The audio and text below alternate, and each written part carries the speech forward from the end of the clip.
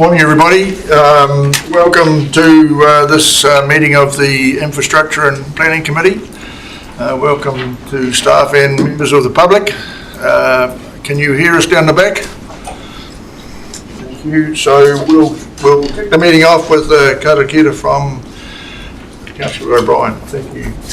Matata, nāku whakawātea, ka tūwhiri tēnei o tētau, o tātou wingu tira tēnui tātou, nō repo tātou ngāru, he whakaro paikinga nā tangata katoa. Hangai e hoi ngākau hoki roto I tēnā mātou whakatōni o tō waru o tāpu he āwhina I tō tōhia mātou. He whaikahe mātou ngā hua pai ngā hua tiku o pono, whakaana ki tēnei o tātou. Ko tira tātua koe nenga whakamui whakakorori o tō mātou. Āmen, kia ora. Just remember we need our mics on if we want to. Okay, so some notices and I'll just need to read this and it's about our live streaming. So Wakatani District Council are now live streaming our council and standing committee meetings held in our total room within the council building. The webcast will live stream directly to council's website and YouTube channel in real time. The purpose of streaming our meetings is to provide greater access to council debate, decision making and to encourage transparency. To those members of the public here today, all care will be taken to maintain your privacy. However, by remaining in the public gallery, it is understood your consent has been given if your presence is inadvertently broadcast. Please be aware the microphones in our room are sensitive to noise, so please remain quiet throughout the meeting unless asked to speak. For health and safety, in the case of emergency, please follow the building wardens or make your way to the nearest exit, which they have the signs above the doors. And the meeting point is located across the road at Peace Park by the museum. Bathroom facilities are located opposite the door that you came in of Margaret Mahy Court. Right, so apologies, we don't see as such. We have Deputy Mayor Emick may have to leave early.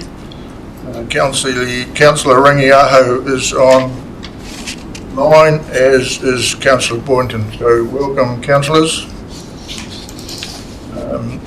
Any acknowledgements? I have one, and that's I noted in the paper on Wednesday another couple of young athletes did really well in Townsville, so our congratulations to Xavier and Oliver Christie. Just another product of our district, so well done to them. Conflicts of interest? None, thank you. Public forum. We have Kathy Davey-Eames here today to talk to us about Thornton Bridge intersection, and you'll have a note, you've got the handout here, so Kathy, the floor is yours. Thank you, and thank you everybody. Do I turn that on? Yes, just press the button in the front. Should show a green light there on the bottom. Okay, thank you, and I know I only have 5 minutes, but I'm Kathy Davey-Eames. This is my husband Scott Davey-Eames. We live at Thornton, so the East Bank Road intersection is a daily part of our life. It's quite a lengthy thing that I've given you, but I don't expect you to read it today, but it's for you to take away and really think about, because this is really important to our community. I will whip through. 5 minutes is going to go fast. I've been told not to waffle. So on your first page, if you're not familiar, this is the area that I'm talking to. It's the East Bank Road intersection. There's a bridge, and it's very different. I did a series of, I did a survey. I took it down to the school. They did it online. Another one, I went door to door talking to people, giving them the survey, and then they put it in my mailbox, or I picked it up from them. So I have got feedback from 85 people in our community, and as you can see in my first statement, I said it is unsafe to enter East Bank Road through Matata. Out of those 85 people agree with me. So it was heartwarming to know it wasn't just me. There's photos on the next page. If you look at this one, that one, that's the view from the footbridge yesterday. I felt quite safe taking photos because there was roadworks and they slowed the traffic down. So it was a really good day to take photos. There isn't a allocated pull-off spot. Talking to people, the big concern is we don't know if we wait in the middle of the road or to the left. And that is causing so much panic. You know that you're not seen from behind. And that next square photo, yesterday the school bus was going there, and it goes like this: 1, 2, 3, 4. The bus is going along. You can't really see it; it just disappears, and that's a huge bus. So you imagine a queue of traffic. You can't see it from the bridge. The truck's coming along. Luckily, it's totally fine, and it's just gone. You just can't see it. So there's 4 photos to prove my point, and that's with a giant bus. So my concern is, and everybody else's concern is, the rise and the fall of the bridge is too steep. It's obstructing the view of tailing traffic. We don't know where to park. Do we sit in the middle of the road, or do we go to the left? Because when I've been brought up, sit to the left in the country road to pull to the right. I sit there and then someone will come up, park in the middle, and we block the whole road. And people are saying that's happening regularly. And people are having to go over the yellow line to pass because that's the immediate response. Shit, it's blocked. Another thing, high chance of rear-ending there. Just because if people are starting to pull off, there's no brake lights on, so people aren't aware that people are stopped there, even if they're just carrying on their journey. I hear so many honks, like angry honks from trucks and cars and screeches, and it's not nice. It's really not nice. And the community is saying it's just a matter of time before there's a fatal accident there. The next page, I've got a summary, and this is all the responses from the community that I've written up. So there's quite a few, keep on turning. My next statement's coming up.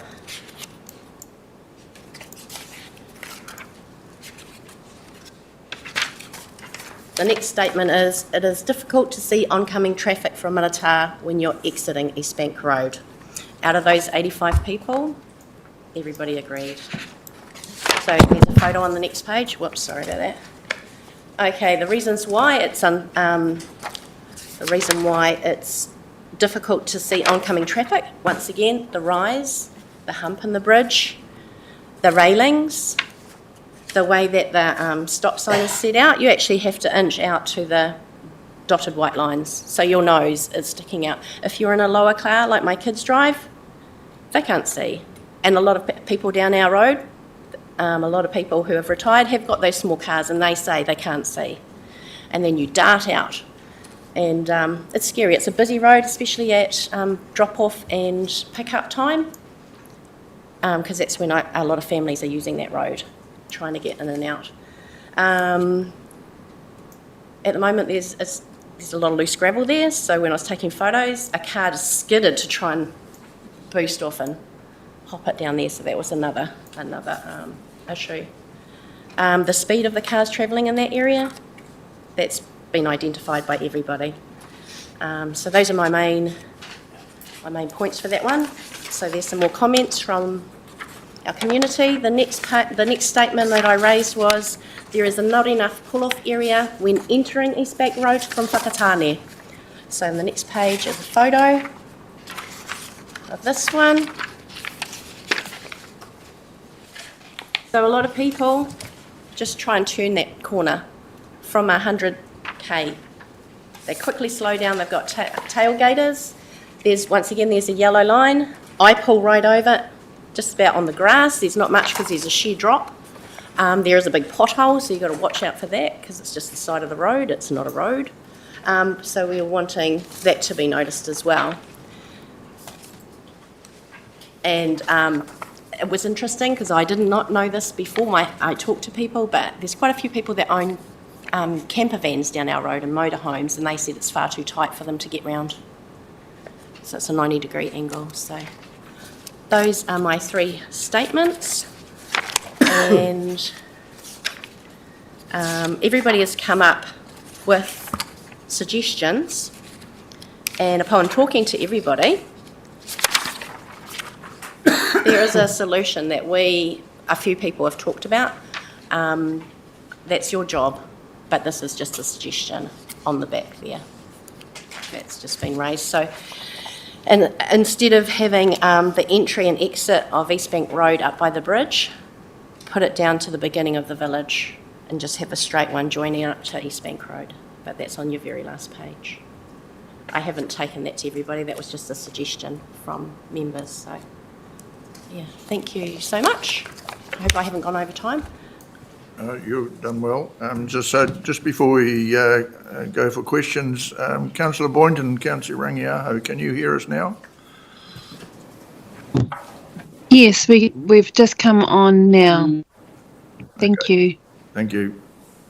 You'll be able to get a copy of the handout at some stage, so you won't have missed anything really. But it's we're up to questions now. So anybody got any questions? You look at. Yeah, thanks, Kathy. That's an impressive presentation. It's all very detailed and clear.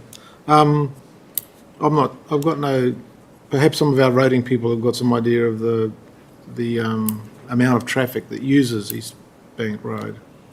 Don't know if you have any idea. It doesn't seem to be a heavily used road. Well, it's the main road that makes it dangerous. It's getting off it and onto it. That's the issue. There's also a lot of use from Bonterra just down the road, and Highcool Street, what use it a lot. And East Pack. And of course the school traffic, yeah. It's quite a...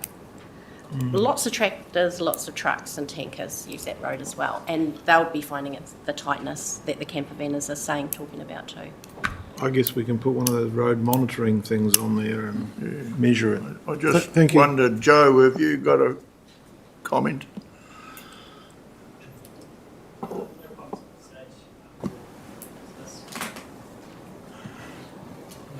Any Councillor James? Yeah, thanks for bringing this up, because I actually raised this very situation with the rating team only a couple of months ago, and well, I take it that they are looking at it. I don't know whether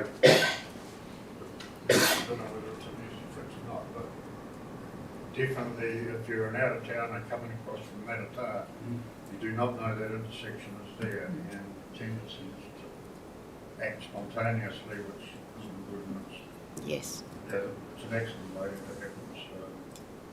So thanks for highlighting it. Thank you. So we've got Councillor Isles and then Deputy Mayor Emmett. Thank you, Chair. Thanks, Kathy, for your presentation. Have you, or more importantly, rating staff, has there been any record kept of accidents at that particular intersection? One of the parents from Thornton School made a comment that he's a firefighter and he's regularly to that intersection and the West Bank Road one, but it was just a comment in there. I don't know if the firefighters have records of that, or the police, or... There's a national database. Okay. Our rating team, have we got any We've got record? access to the crash analysis system, which will highlight all the crashes that are reported, Yes. and we can do some analysis on that. Supplementary, if I may, Chair.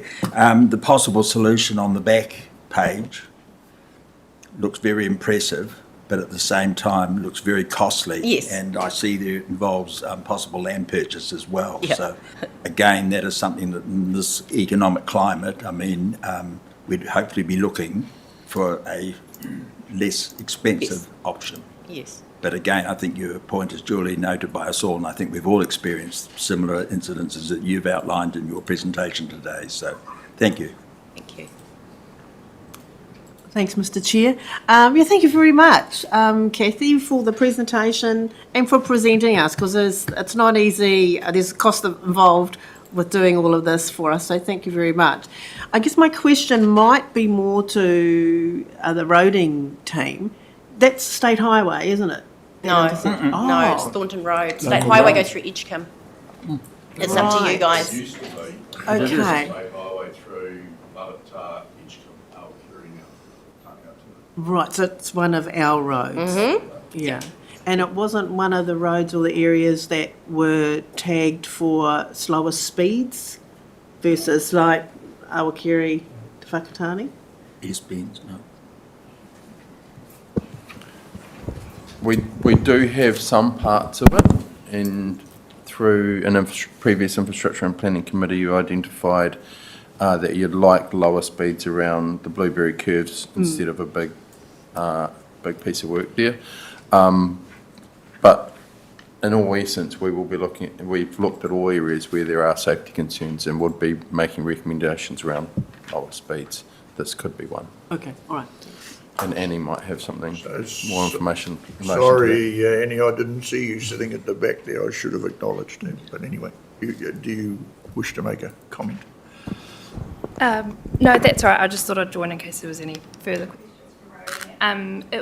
So that intersection was part of the original length that was included for the Blueberry Curve speed reduction. The original recommendation was to end the speed reduction past this intersection, so it could be included, but the previous resolution was to end it further back towards the Blueberry Curves. But we do, like Bevan said, have a further workshop to come back and look at what the revised speed management plan will include following the latest round of central government information. Okay, Councillor Dennis, Thank you. and then Councillor Dukes. Maybe for Andy, on this photo here that they've given and I'll give you that photo, it's coming from Whakatane towards East Bank Road, and on the right-hand side, you've got your telephone poles quite a distance off the main road. Does that mean that that's the road reserve? Through the chair, I would have to look up the road boundaries. Quite often power poles are within road reserve, but not always, so I'd need to look it up. I'm just wondering if it's possible over a period of time just to dump rock or stuff like that, and then we've got access to try and build that up. So we can I know we did the Matata side of the Thornton Bridge. Have we got any plans to do the same on that Whakatane side, Thornton Hall Road? So sorry, what do you mean we've done the other side? To widen the road to give passing those. Yes, so at this point in time, there isn't anything in our current improvement plan, which we've got a detailed report coming up next about what the future of that holds. But we have in the past done some previous minor improvements here regarding the electronic warning signs that were put in place, which I was just thinking, because I travel that route most days, I was just thinking whether those signs are actually still in place or active. So that's something we'll certainly take all of this information away and be able to provide detailed after we've had a good look through it. Is it possible to move that stop sign further out so that people can actually look left over the bridge to see what's coming? Because obviously in one of their photos, it's just totally, the view is totally gone because of all the barriers on the bridges and on the bend. Is it possible to do that sort of thing, or reduce the barriers somehow, give more visibility? Through the chair, anything is possible. There's engineering solutions for just about every problem. The balancing act is around costs and how we prioritise and manage those improvements. So thank you, Kathy, for this really detailed information. I'm really keen to take it away and go through it in more detail, and I can provide a response back at the following infrastructure planning committee meeting if that's desired, or beforehand as well. Thank you. Councillor Dukes. Thank you. I think I'm going to know, I've got two questions, the answer to the first one already. Given the next report and our funding cuts, I think the answer is likely to be no, but I'm going to ask anyway. Is it likely to meet any funding eligibility criteria from Waka Kotahi? In the present climate, very unlikely. There is, like we'll go through in more detail in the next report, there is still that small amount of funding yet to be allocated. But in terms of prioritisation with projects that we've already got highly prioritised, we would need to look at where it stacks up. There are, like we've done in the past, there are still some like minor improvements that can be done for a low cost that can still have some benefit. But like I say, I can provide a more wholesome response in time after I've had a chance to digest the information. My second question, but I'm happy to wait if Gavin and two have a question in relation to my first question. You finish yours and then we'll... No, okay. So the second one was, thank you for your lovely suggestions. There's some great ones. Just a suggestion from myself. Given the confusion for people to go left to when they're turning to sit left or right, is there any ability for us to have a road sign that says when turning, stay left or stay right, or whatever the correct terminology actually is, to avoid that blocking off of the road? To me, that would be quite a cost-effective and easy solution to solve that problem, but not a roading expert, so. I went over to Heichels and I raised that with them because I said what I'm getting from everybody is the confusion, and they said it is infuriating because that's dangerous for them. They said they always go to the middle and that's where you should go. And I said thank you, because we don't know. Yeah. We really don't know. And we need to be educated, because I didn't know, everybody else didn't know. People are pulling off way up at Heichels just to let the flow pass because they're so anxious about their corner.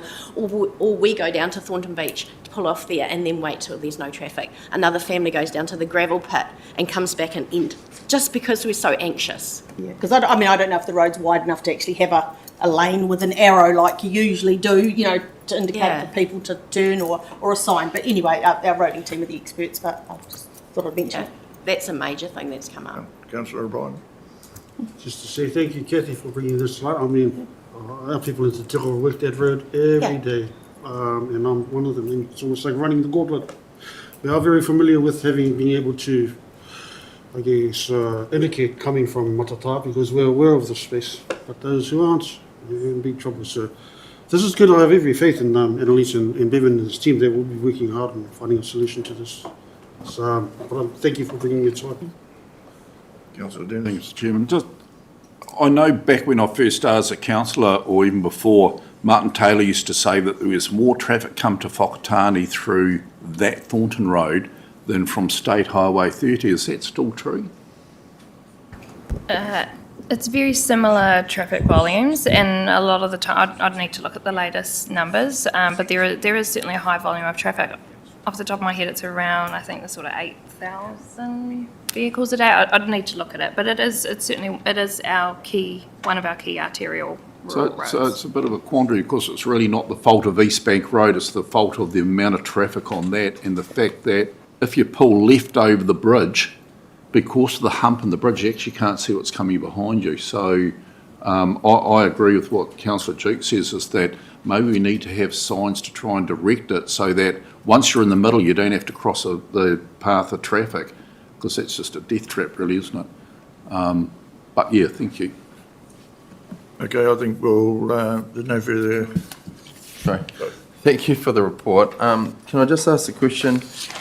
You took some photos and you mentioned that you felt safe taking the photo because of the roadworks and the lower speeds. Given we've got some significant challenges around road funding, and it's a upcoming paper, is lowering the speed option or a consideration at the moment? A lot of people were saying it's the speed, because you can't anticipate, because all of a sudden you see them, but if you saw them and they were going slower, you've got more time to react. But they're just flying over the bridge or going, definitely a speed lowering thing. Was speed lowering and signage and widening the road were what most people were when they were drawing their plans for me on the back of their Thank you. So, last question from Councillor Riles. Thank you, Chair. I was just wondering, as a result of this presentation, do we need a recommendation going forward? Outlining the fact that Annie said there could be some options that we could look at. Do we need a recommendation to bring this forward at a future meeting, after staff had the opportunity to look at possible solutions. I think the staff probably understand that's the plan of action, so I think we'll leave it at that. So if we wrapped it up now, thank you, Kathy, for bringing that to our attention. Thank you for having me. It's just one of those things that we live with every day and then realise that we've got to do something about it, so thank you again. Thank you. Yeah. Oh, I won't pinch your pad. Great, thank you. I'll just make a bit of a noise when I Yep. pull my papers. So we'll carry on while you're dealing with that. So we come to item 6, which is the confirmation of minutes. And they're on page 9 of the agenda. Are there any corrections to the meeting minutes? I'll move them. We'll get there in a minute. So what I propose is that we take the public and the public excluded minutes of the meeting on the 25th of July to be confirmed as true and correct record, unless there's any changes to the public excluded. Councillor I Townsend. noticed I think it's in that one where I'm not recorded as present or as having given an apology, and I wasn't able to give an apology. You got that noted? Yeah. Thank you. So with that I'll second. alteration, so we have a mover in Mayor Luca and a seconder in Councillor Isles. So all those in favour, please say aye. Aye. Against, carried, thank you. So we'll move on to item 7, the reports. And it's the Infrastructure and Planning Report, September 24, presented by Bevan Gray, and that's on pages 10 to 21 of the agenda. Thank you, sir. Morena koutou. This is our first Infrastructure and Planning Committee report with the new 3-year Capital Works program. So just a couple of things to highlight. I'll take most of it as read, but I'd just like to note initially that there were some challenges with bringing the agenda across into Stella, and it's missed a few pages, so we've tabled those items. One was part of the transport program update, and also a section on solid waste for some of the work we're doing up in Murupara and the composting schemes we've got going on. You'll probably notice a few formatting oddities in there as well that's come across from Stella, so the team have jumbled to try and get everything back into here. So following on from the LTP adoption, the CapEx report in here is the first report outlining the big 3-year program we've started. There's quite a bit that's underway and in greens. We do have, however, a lot of red projects, and that's because of the outcomes of the NLTP funding from Waka Kotahi. So it highlights in there that there's about 25 projects that have been significantly impacted from a funding perspective. And the second paper that follows this will seek some recommendations from elected members around what should we do with some of the more time-bound projects, indicating that there'll be an upcoming workshop where we look at the whole 3-year program, what's impacted, what is our local share that we're allocating to that 3-year program, and what should we be doing about it. So, and then also understanding what the implications of that are for the next 2 years of annual planning. So happy to take any questions. So, points of clarification. Deputy Mayor, Mayor Luca and then Councillor Isles and then Bevan, Councillor Dennis.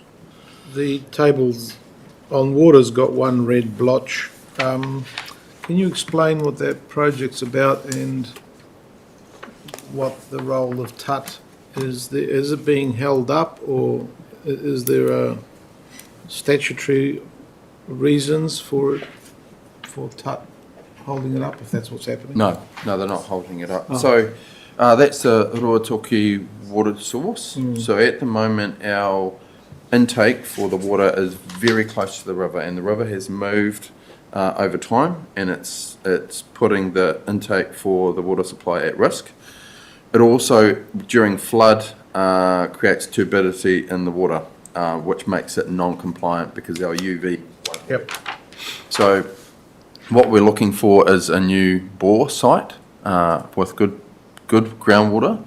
So we've been investigating a number of options, drilled a number of test bores, and we found a couple of sites that are good quality water and with the right sort of quantity of water as well, because it's not just quality, we need to make sure that there's enough to supply the community.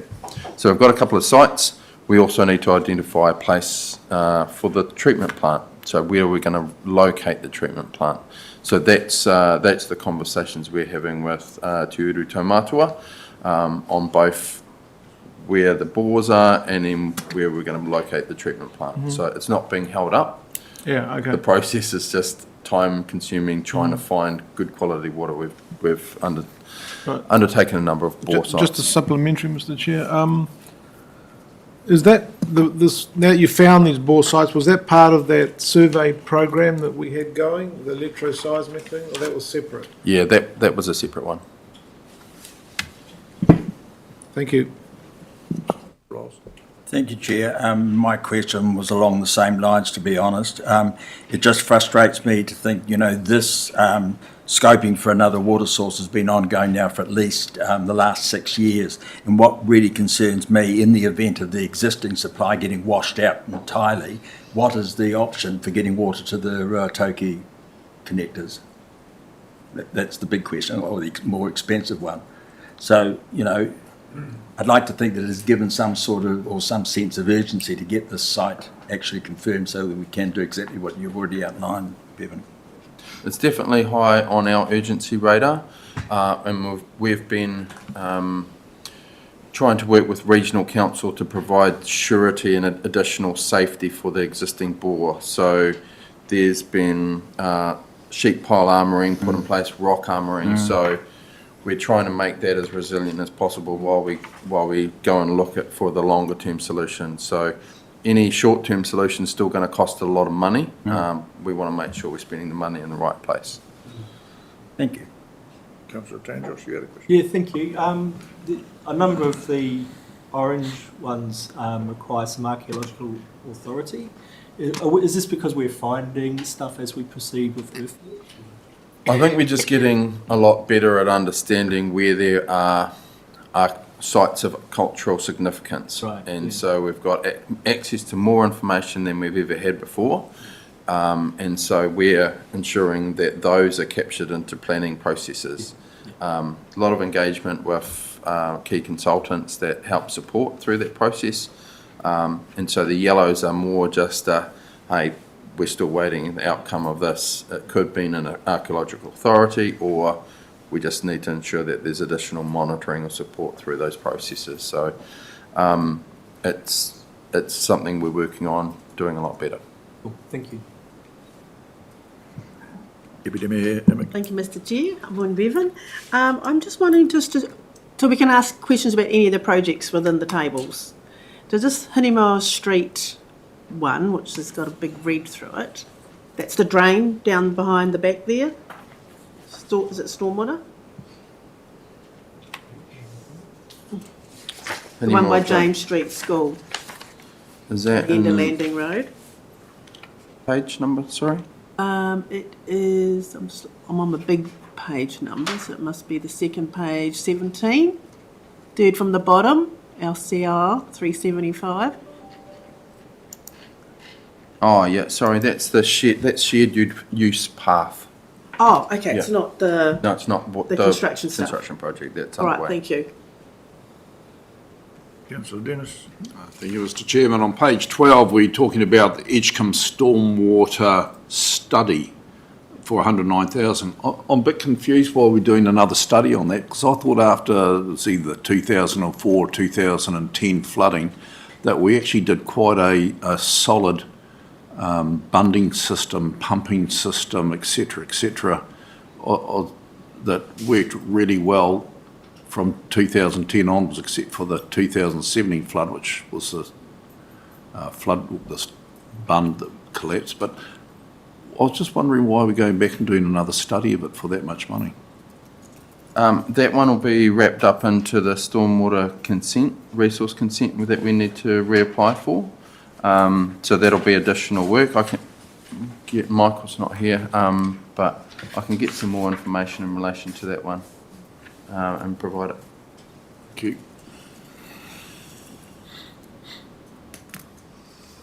Any further points of clarification? I'll now put the recommendation, which is on page 10 of the agenda. And the recommendation is that the infrastructure and planning report September 2024 be received. Do I have a mover and a seconder? Councillor James, Mayor, seconded by Mayor Luca. So any further discussion?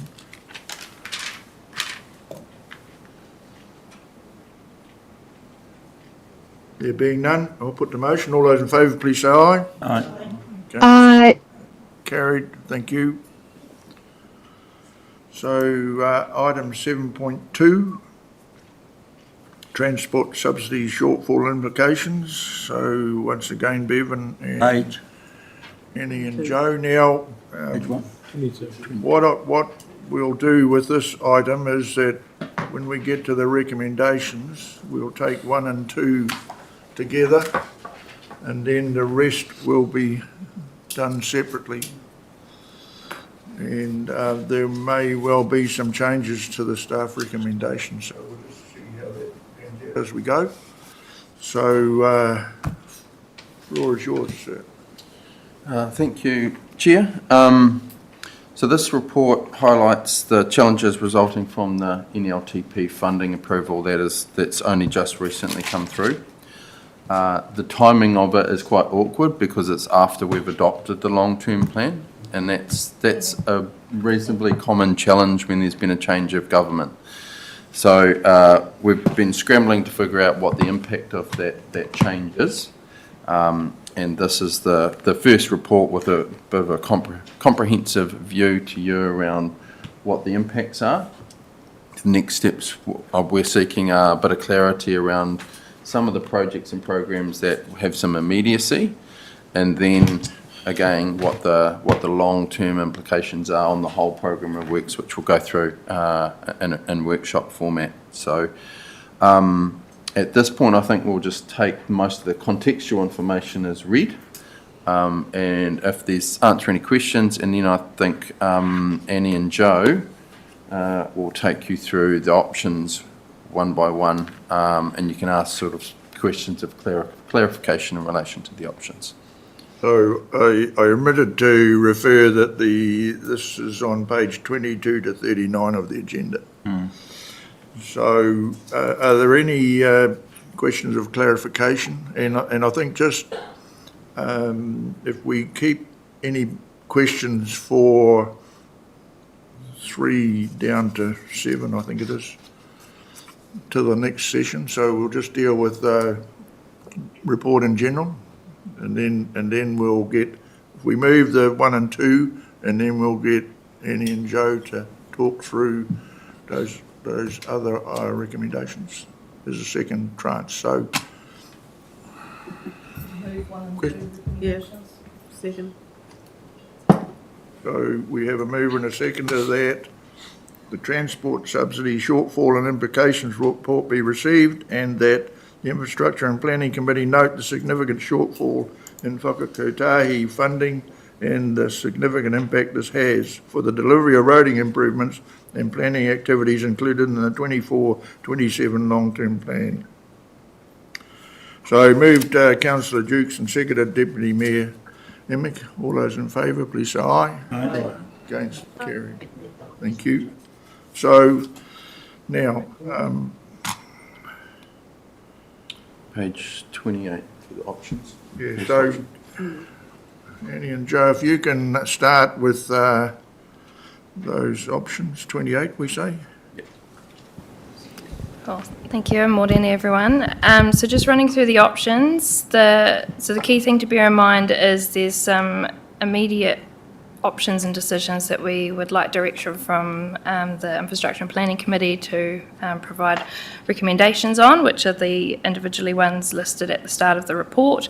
And then we're also just bringing to the table what some of the future options are that can be considered for what we then do with the remainder of the program. So we'll run through in order. The ones that we're asking for some immediate recommendations today are because they relate to projects that have a time sensitivity element. So that includes the Manawahei flood prevention works, the Arawa Bridge Street roundabout renewal and upgrade, the minor works and safety access program, seal extensions program, Mapo bus shelter, Rewatu underslip and footpaths on state highways.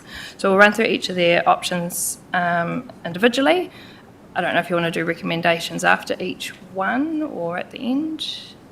I think if we, I think if we deal with the one and then we'll do the recommendation, because they may well change. So just before you, just hang on, Mieluka. So just a question, and one, Manawahei one, you've got 1B and 1C, should they be the other way around? Yes, sorry, there was an error in the report. Apologies for that not being picked up. So the preferred option 1D is correct. 1B and 1C, the titles should be the other way around, but the costs, pros and cons are consistent. So option 1B, the title should be proceed with full scope of works with the costs and pros and cons of row 2. And option 1C, the title should be proceed with reduced scope of works with the costs, pros and cons in row 3. So apologies for that mix-up. Mieluka. I just had a general question that I didn't manage to get in.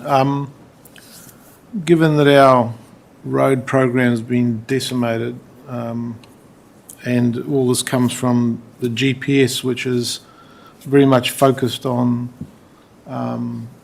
economic returns. I'm just wondering how, now that you've had a chance to see the whole thing, because there's quite a lot of stuff to go through, did we get hit any worse than anybody else? I mean, countrywide? So through the chair, no, and we've sort of somewhat covered that, I think, in the background section of the report. This isn't unique to Whakatane District Council. It's the same situation right across the board. We were actually the only council in the Bay of Plenty to receive any low-cost, low-risk funding, and that was for our committed project, the Mimiha Bridge upgrade. So at this point in time, there's no other low-cost, low-risk in the entire Bay of Plenty, and that's very similar right across the board. Most of the funding that has been allocated is purely just to committed projects. There's very few in the low-cost, low-risk band, and then in the greater than $2 million band, it's most of the funding has gone into the roads of national significance. Okay, thank you. So Councillor Boynton has a question, then we'll go to Councillor James and then Councillor Islands. Councillor Boynton? Kia ora, thank you. I just wanted to ask if there has been any analysis on the impact to local contractors and the economy from these cuts, funding cuts? Yes, so through the chair, we have a small section on that in the report as well under the flow-on effects. So we haven't done detailed analysis of it. This information's only come out in the last few weeks and there's been a lot to grapple with, but it is one of the considerations that we wanted to highlight to the Infrastructure and Planning Committee for when they make the decisions around what the future options or option or combination of options are that we decide to go down. From a very high level, basic level, it is a large sum of money proportionate to the transport program that has been taken out of that program. So there will be economic impacts both to direct suppliers, but also the supply chain and the economy in general. Supplementary, sorry. Yep. And are you able to just remind me how much that the turnover of that $1 that is spent in terms of going to contractors in our Whakatane district? Sorry, councillor Boynton, are you asking how much of the program would go to local contractors? It's really the dollar. How many times does a dollar turn over? There is a- Well, I mean, I suppose, yes, that would be a good part to answer how much does go to local contractors, but also too, I'd like to know, and I know it's been put somewhere, that there is a turnover if $1 goes into our local district or economy in town, then it manages to go around so many times. Yeah, you're But right, and we did, that was part of the measures that we calculated when we did the PGF program of works, but off the top of my head, I can't remember what that multiplier is for direct, indirect, and there's another one.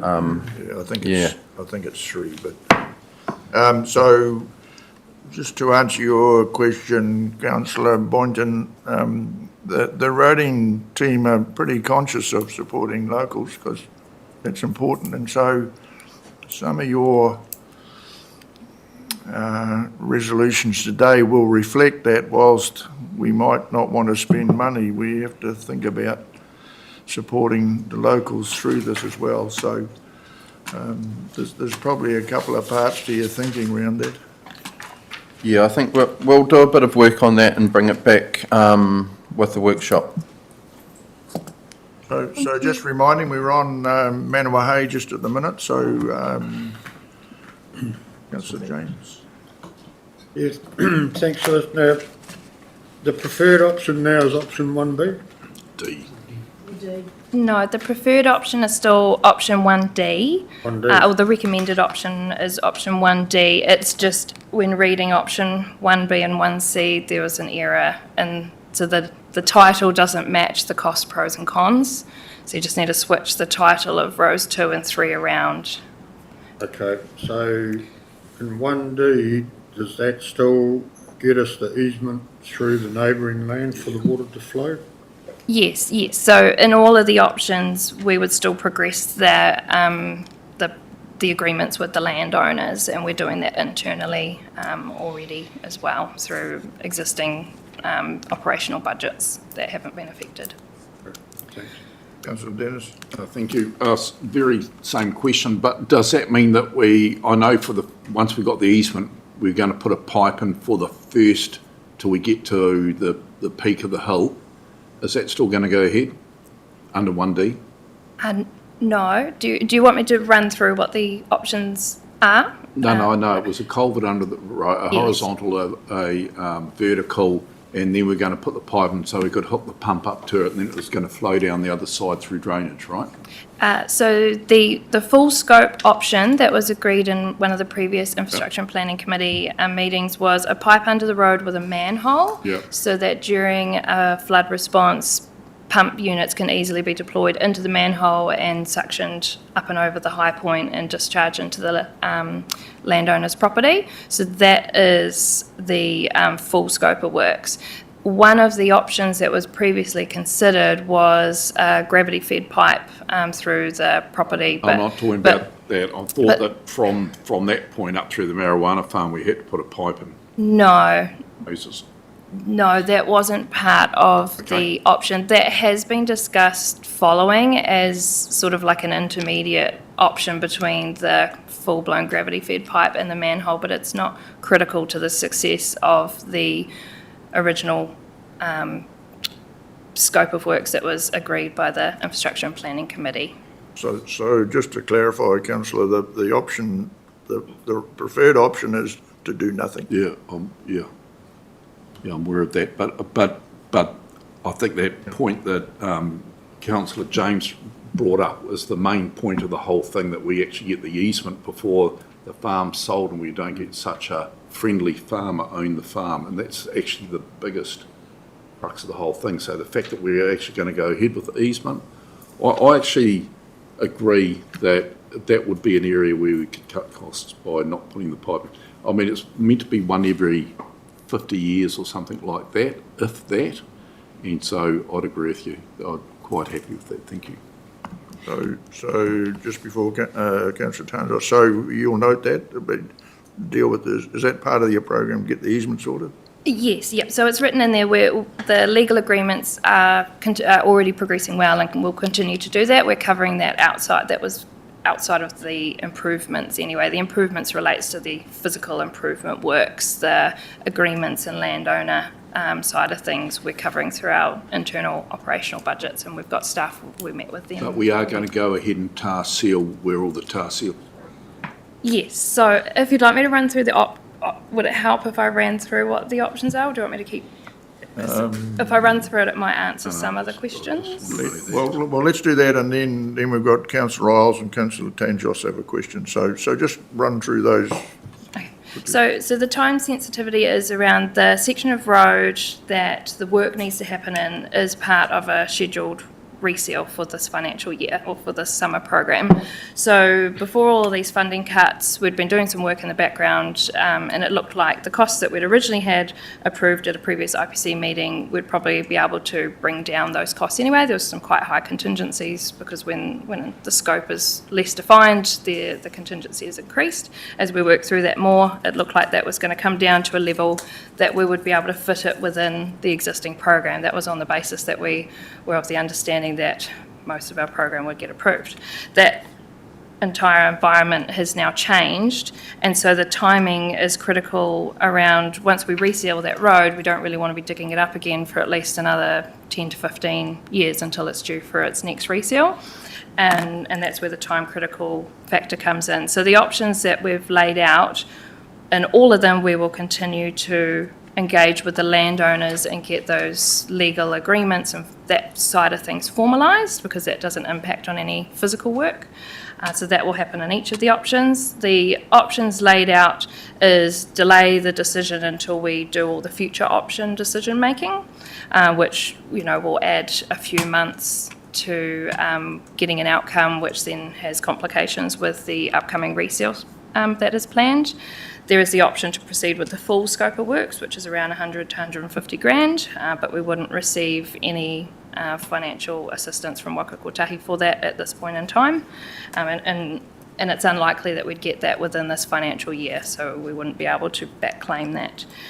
There is an option we've discovered where we could really de-scope the works to around the sort of $30,000, basically putting a pipe under the road without a manhole, and the cost saving there isn't just not installing the manhole, but the way the manhole works is the pipe needs to be really deep, and the deeper you go, the cost of that installation grows significantly because of batters and health and safety and all of those things. The downside of that is when it comes time to deploy those pumps, physically it is going to be a lot more difficult, and we've had experiences trying to put pump heads through pipes. The pipe would be of a significant size that it would work fairly well in theory, but the practicalities of it during a storm event, it would be challenging. Or the other option that we've proposed, which is our preferred recommended option, is that we do nothing in terms of physical works. We still continue with the planning agreements with the landowners, and we continue with resealing the road, and basically the contingency is that in an emergency event we can deploy the pumping and enact it through emergency works funding, which comes from a different bucket and we would have access to.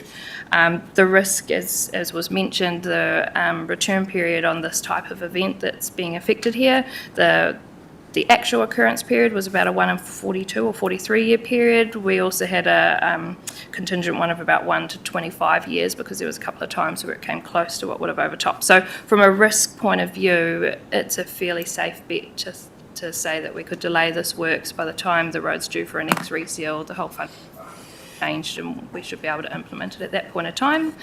But if the weather's not on our side and we have a flood event within that time period, we've got the opportunity of emergency works. It just means we'll be working in a much more reactive space. So, Councillor Isles and then Councillor Tangos. Chair, I was way back in the first part of this report, and I wanted to raise a question about the reduced subsidies on special purpose roads. We seem to flick through the recommendations and then straight into the option portion of the report. Can I backtrack, or have I missed the boat? Maybe after this one. Can we hold that question to the end of the... Okay. Councillor Tangos. Thank you. the irony of having these conversations when the Prime Minister's told us to focus on the basics and then sucked all the money out of local government basic infrastructure and giving it to roads of national significance. But anyway, my question was, option 1D seems like the obvious choice. I'm just a bit unclear. So we'd proceed with the sealing. We'd be reactive to an event, or kind of awaiting the next cycle of resealing, in which case the funding environment may have changed.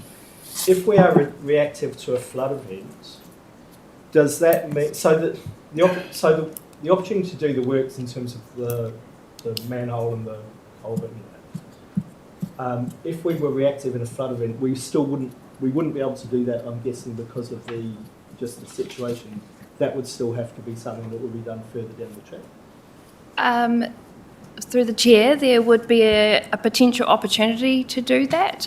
The way emergency works funding is done, and they've been making some changes to their policies in the last 12 months, is there is an increased opportunity to provide resilience improvements at the time of emergency works.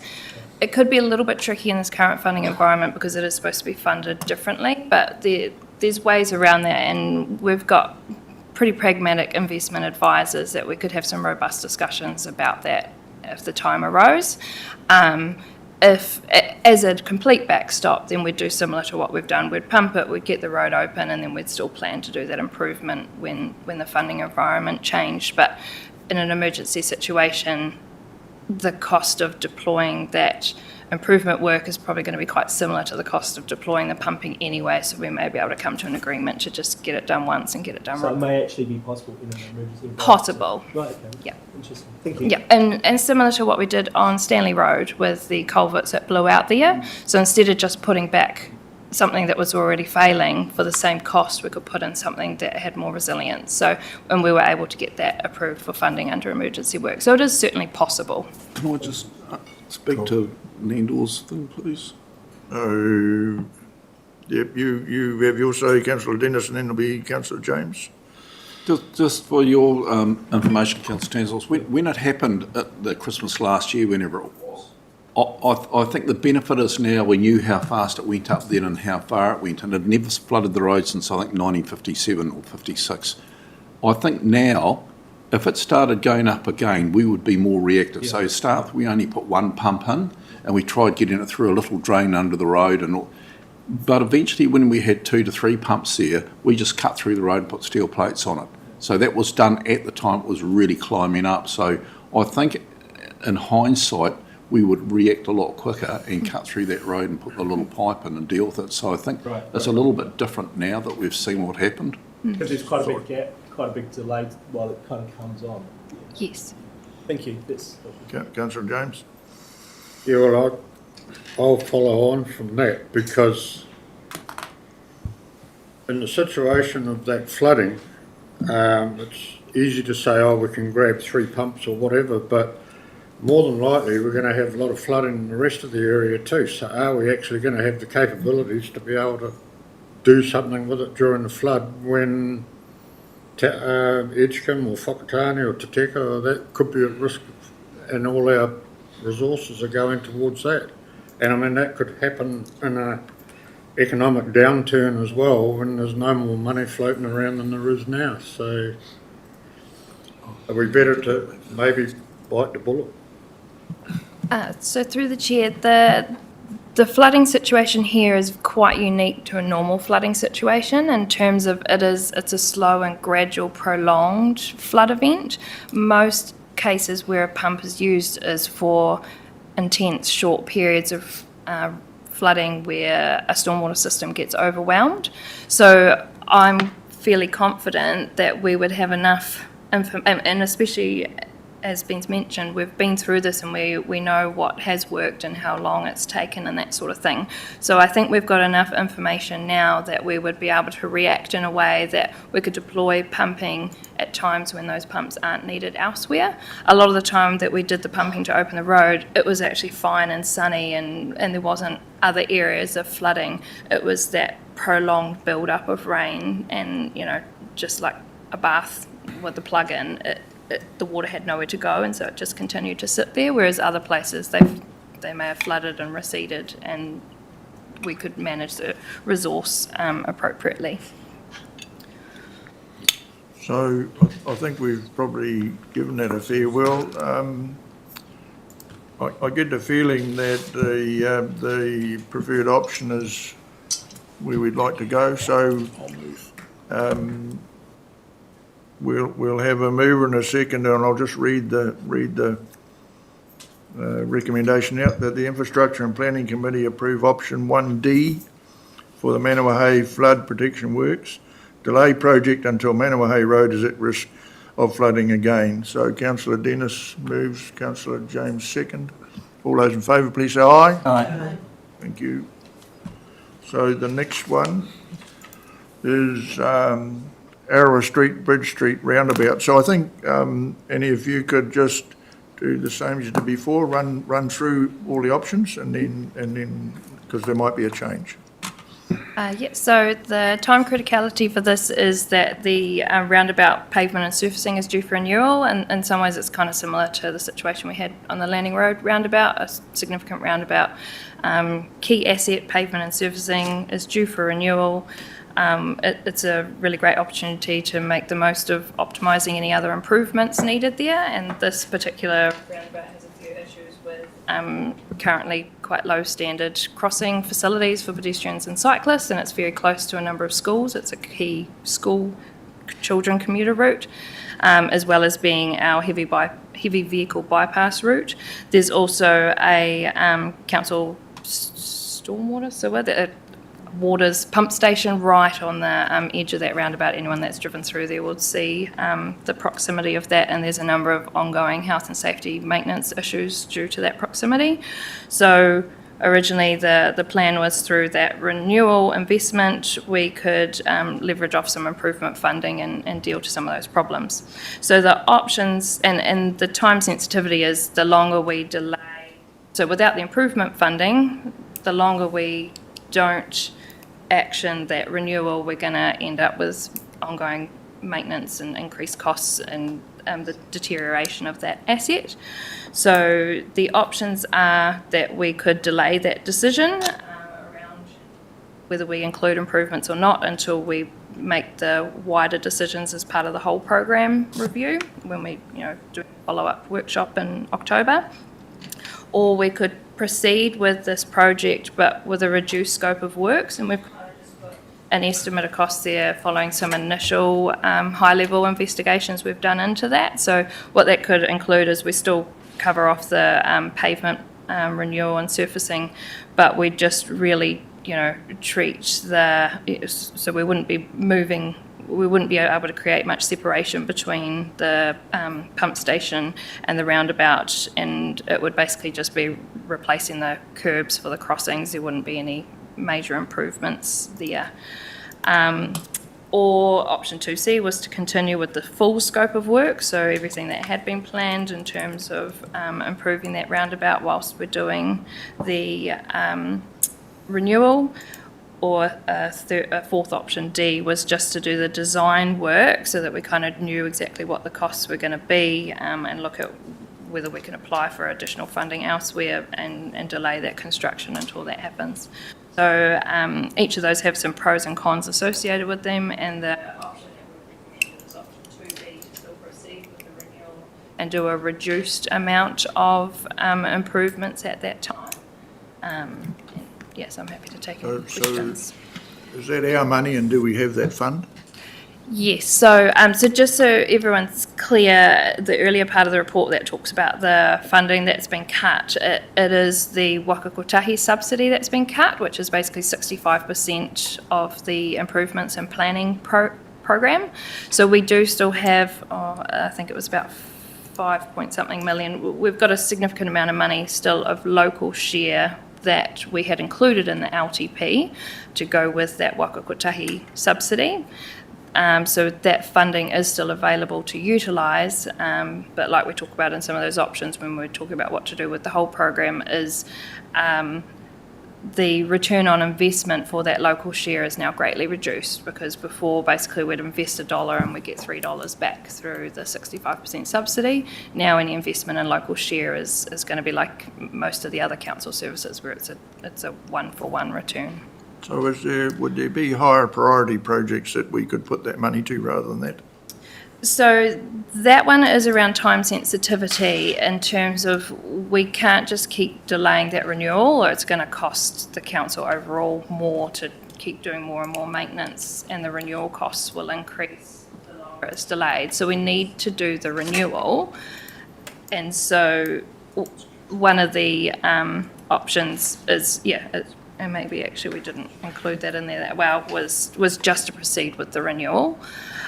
But we're recommending, while you're spending that amount on renewing that asset, and you're not going to then be able to have an opportunity to do anything to that asset for a good 20 odd years, now is the optimal time to make any investment and improvements, because there are some quite significant deficiencies at that roundabout. Otherwise, we invest that large sum of money into it, and any improvements we do later on is going to compromise that investment. I've got Councillor Tantros and then Mayor Luca. Thank you. Thanks again for this. I'm just wanting to explore this question of a kind of cost benefit of, or the cost of deferring in terms of increased maintenance. So you've said that the maintenance bill grows, and then also the cost of doing the renewal grows as well, the longer we leave it. I'm just wanting to understand what that comparison looks like. If we were, so for example, if we were to go with option 2D, we could design work and kind of wait, perhaps for a change of government, to just in terms of doing the full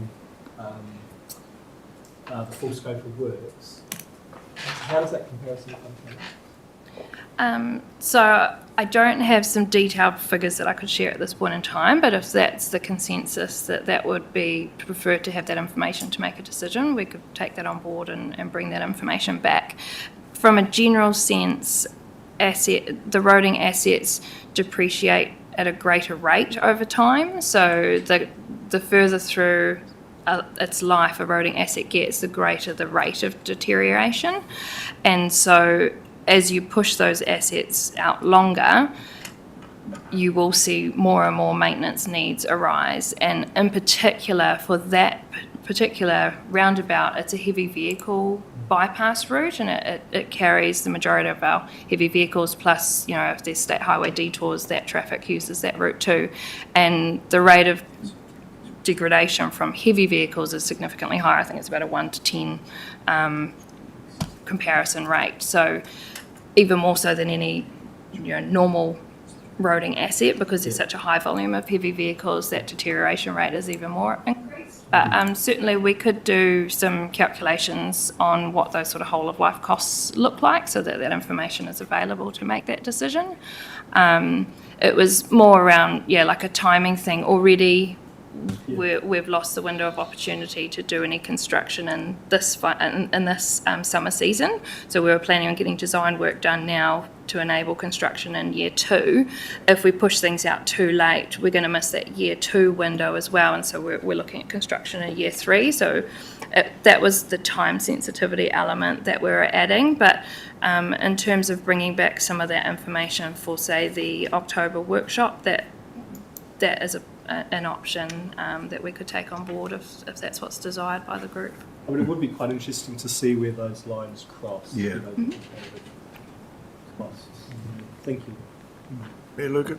I just wasn't quite clear on the full scope of work. So replace the pavement, the piping, and crossings, and put some crossings in. So what would the breakdown of those are the 3 components, or is there more to it? A little bit more to it as well. The drainage at that intersection is particularly bad.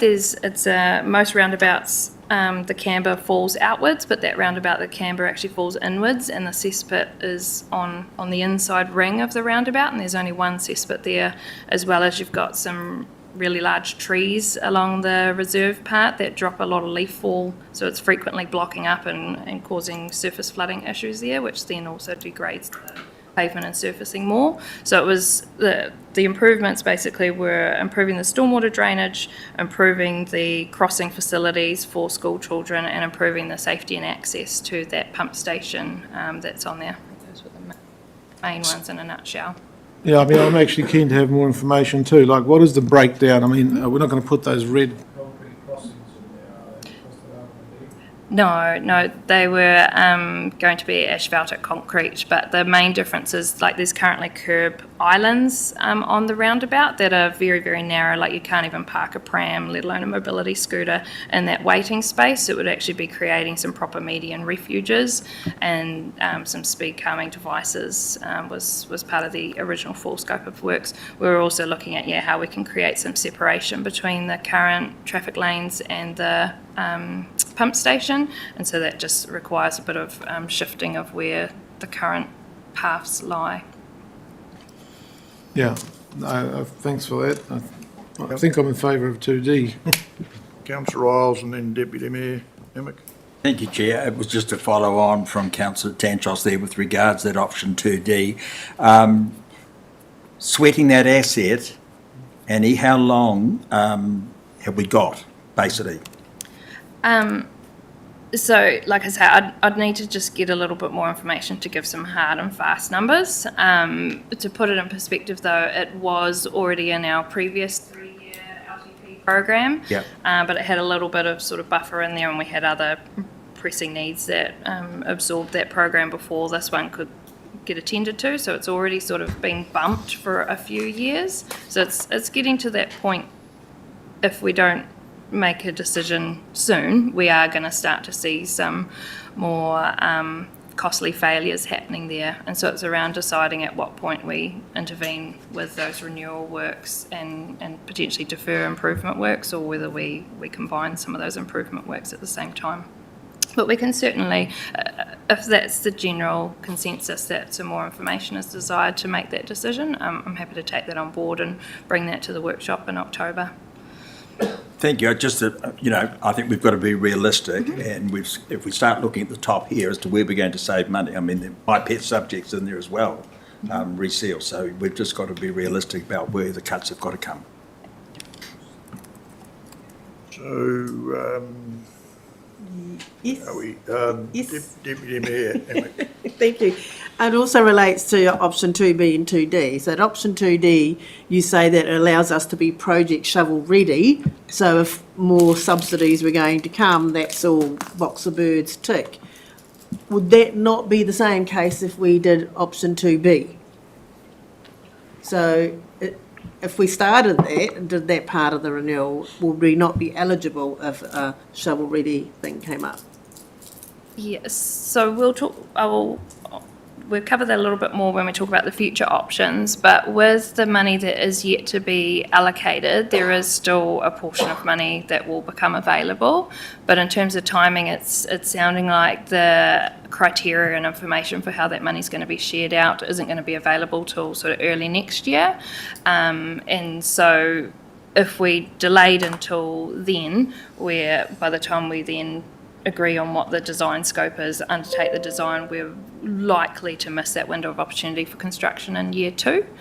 There is an option to take a bit of a gamble, and if either way you're happy to fund it with local share, and we commenced it in year 2, if that funding came on stream, it could come back in and offset that local share. So yeah, it's kind of around that decision making of what's the absolute decision, and then what are we, and then we'd still do as much as we could to try and get other local share opportunities.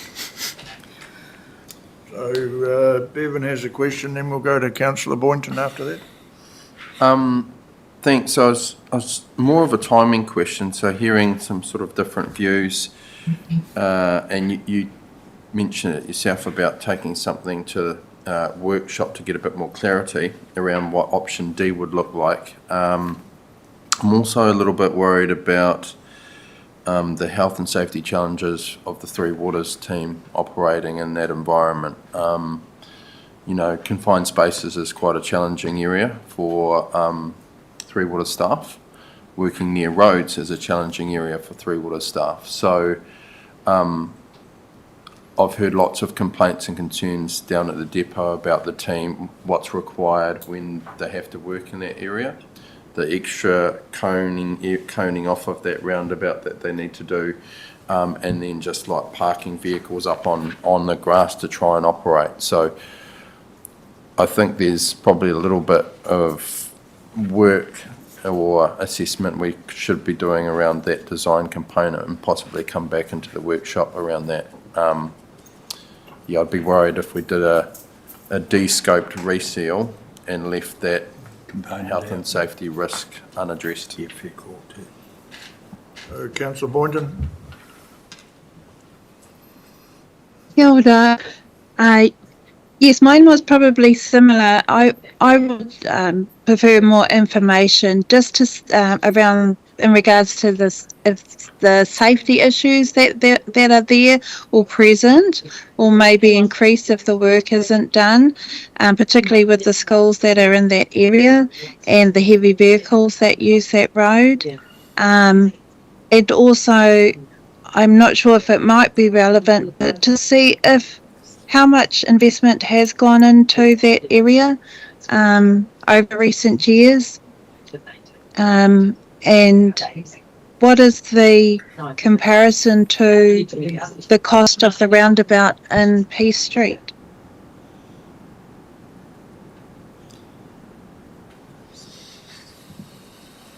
Oh, so in terms of the cost comparison to the Peace Street roundabout, it'll be very similar. The Peace Street roundabout, I think, was around this, about this sort of 600,000. The full scope budget for this roundabout was 750,000 because there's the added complexities around the current stormwater, like surface water issues that we've got, as well as the pump station. But similar costs there. Okay, so look, before we move this, because if I move it, then we want to change, you've got to make an amendment. So is the feeling that we should have a different number there? Can I move? I'd like to test the meeting and move an amendment to number 4. Indeed. Yeah. But we need to put them up. Recommendation 4, I'd like to move it to option 2D. So I've got to put that motion first and then you do an amendment, don't you? So if the feeling is that we go to 2D, will we change it to 2D and then I'll put the motion? Councillor Tangos. Well, I'm just weighing up whether the question is 2A or 2D. The reason why I say that is because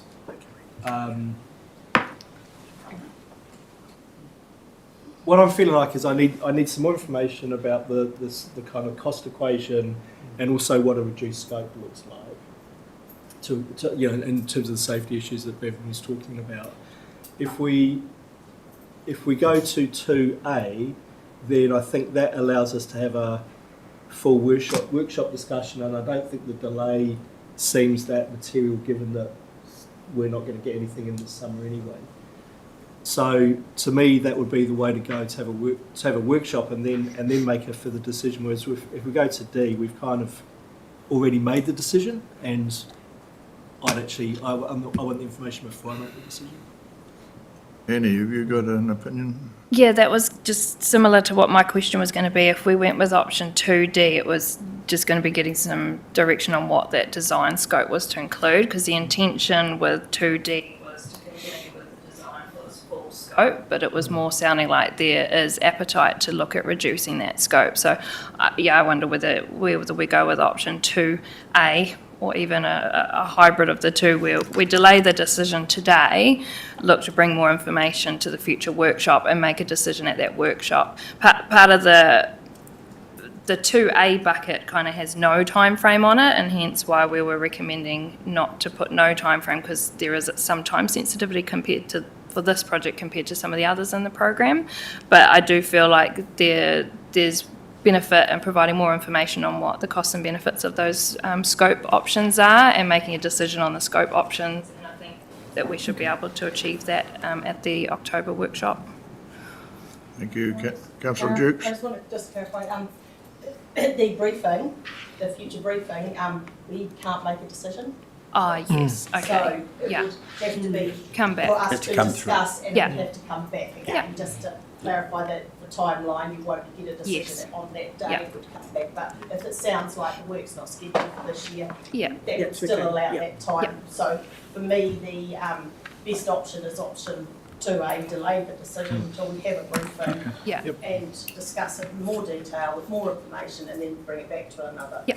IPC meeting. Okay, well, look, what I'll do is, Well, I'll withdraw. Yeah. I'm happy to withdraw. You never got a second anyway. No, you didn't, so you don't have to withdraw it. I'll read the motion do you that need- we're going to put, and then I'll have a score of move. So the recommendation is that the Infrastructure and Planning Committee approve option 2A for the Arrowa Street / Bridge Street roundabout renewal and upgrade. Progress renewal with reduced scope of improvements works. Have a mover and a seconder, so Councillor Tangos, Mayor Luca. Any debate? Probably debated enough. So all those, Sorry, that 2A refers to delaying the decision, but then the wording related to 2B, which is proceed with reduced scope. So I think if we're going to go with 2A, we need to make sure the rest of the resolution aligns. So it should be option 2A, delay decision until whole improvement program is reviewed. so we don't have we don't do the renewed scope, reduced scope. So just let me, so just give us that one again, the part. Option 2A, delay decision until whole improvement program is reviewed. Mr. Okay with Chair, that? could I, Councillor Tangos. could I make a suggestion? If we make that decision, then if something happens and the whole improvement program isn't reviewed, like it doesn't allow us to potentially have a workshop if the other information isn't available. So I'm wondering if we said delay decision until we've received further information, and then it can be in the context of that whole review, or potentially not if that turns out that there's some reason that becomes difficult. So if we go back again, so the Infrastructure and Planning Committee approve option 2A for the Arrowa Street / Bridge Street roundabout renewal and upgrade, and that Delay decision Yeah. until further information is delay the decision until further information Is received. is available is received from, or received from staff. staff. Received. Okay. More So- delay. Have a mover and a seconder somewhere? Yeah, Councillor Tangos and Mayor Luca. All those in favour, please say aye. Okay. Carried. Now, what we'll do, I propose that we do item 7.5 next, and then we'll take a break. But before we take the break, I'll get Councillor Isles, at the end of item 5 discussion, Councillor Isles, ask your question. Oh, thank you, Chair. So, yeah, at the end of, Okay. at the end of, yeah. Okay, so, Annie, we're now moving to minor works and safety access. If you just do the Page, same thing please, again, Chair. please. Page 31, 32. Yes, thank you. So the minor work safety and access program originally had an LTP budget of 150,000 per annum, and this is just for spending on really minor and ancillary works that come up and can be quite reactive or very, very low cost, very, very low scope. With having no subsidy available, staff were seeking direction on whether this program could still continue at a reduced level because of its really reactive nature, and we get regular requests for really minor things, and so we're just wanting a decision on, do all of those things need to continue to get parked, or are there some of those things that are of such a low value and ease of implementation that they can proceed up to a specified annual budget. So the recommendation is to approve a $50,000 per annum budget for those works, and that does sit within the local share that was put forward for the original 150,000 program. Questions? Councillor Dennis. Mr. Chair, I'd agree with your preferred option. I think you've already shopped 2/3 of it out, bringing down 50,000. I think we need to have that little bit of flux in the system, the money to actually do the low-cost stuff, which will save us money in the long term, so I'm in favour. Any further questions? I'll put the motion then as it stands, that the Infrastructure and Planning Committee approve option 3B for the Minor Works Safety and Access Program. Proceed with reduced budget of 50K per annum. Mover, Councillor Dennis, second. Deputy Mayor Emick. All those in favour, please say aye. Against? Carried. So now, Councillor Riles, your question, please. Thank you, Chair. It was relating to the reduced subsidies on special purpose roads. I see we've been knocked back 30%. Does that allow, is there sufficient manoeuvre in there to do the work required on our special purpose roads? And more importantly, in the event of a major disaster, I know that hopefully there would be financial support available at short notice from central government. Is that still the case? Yes, so through the chair, and just to be really clear, because it's a little bit complex for special purpose roads, the funding assistance rate remains at 100%. So Correct. every dollar spent on special purpose roads is still 100% Waka Kotahi subsidised, but the program value that we put forward for allocation has been cut by 30%, so we've only got 69 point something % of the program. So in terms of the first question around is there sufficient budget to manage the needs, it's a little bit of a new area that we're grappling with there as well, just because of the significant improvements through the Nature's Road project. It's quite a different maintenance and renewal space than what it was historically, and even, you know, in general it is a new area. So we are just managing it closely, and we've had early conversations with Waka Kotahi around what that looks like. There is also the bigger conversations around what the future for the funding assistance rate for special purpose roads have and where the ownership conversations lie. And so we've actually just recently in a meeting with Waka Kotahi said that that is a high priority for us to bring those conversations back up so that we can get some real clarity in this kind of next 12-month period, so that we can go into our next long-term plan process knowing exactly what the future of those roads is. So we're working on finding out who the contact there at council to discuss that matter is, because it's been bouncing around for over a decade and people have come and gone, and we still haven't got real clarity of that. So in the interim, we have the opportunity, Waka Kotahi's funding is in 3-year blocks, and so basically the agreement is that we spend on a needs basis, and if in this first year we are exceeding our allocation, we have the opportunity to bring money forward from years 2 and 3 within that allocation, and in that time we're having that same conversation around what is the future of these roads and where does that ownership sit. So it's certainly going to be a delicate matter that we're going to be managing really closely, and we're happy to keep the Infrastructure and Planning Committee up to date as that progresses. So far, it is a relatively small portion of our network, and so far we are sort of managing within existing budgets, but obviously we're only a couple of months into this year.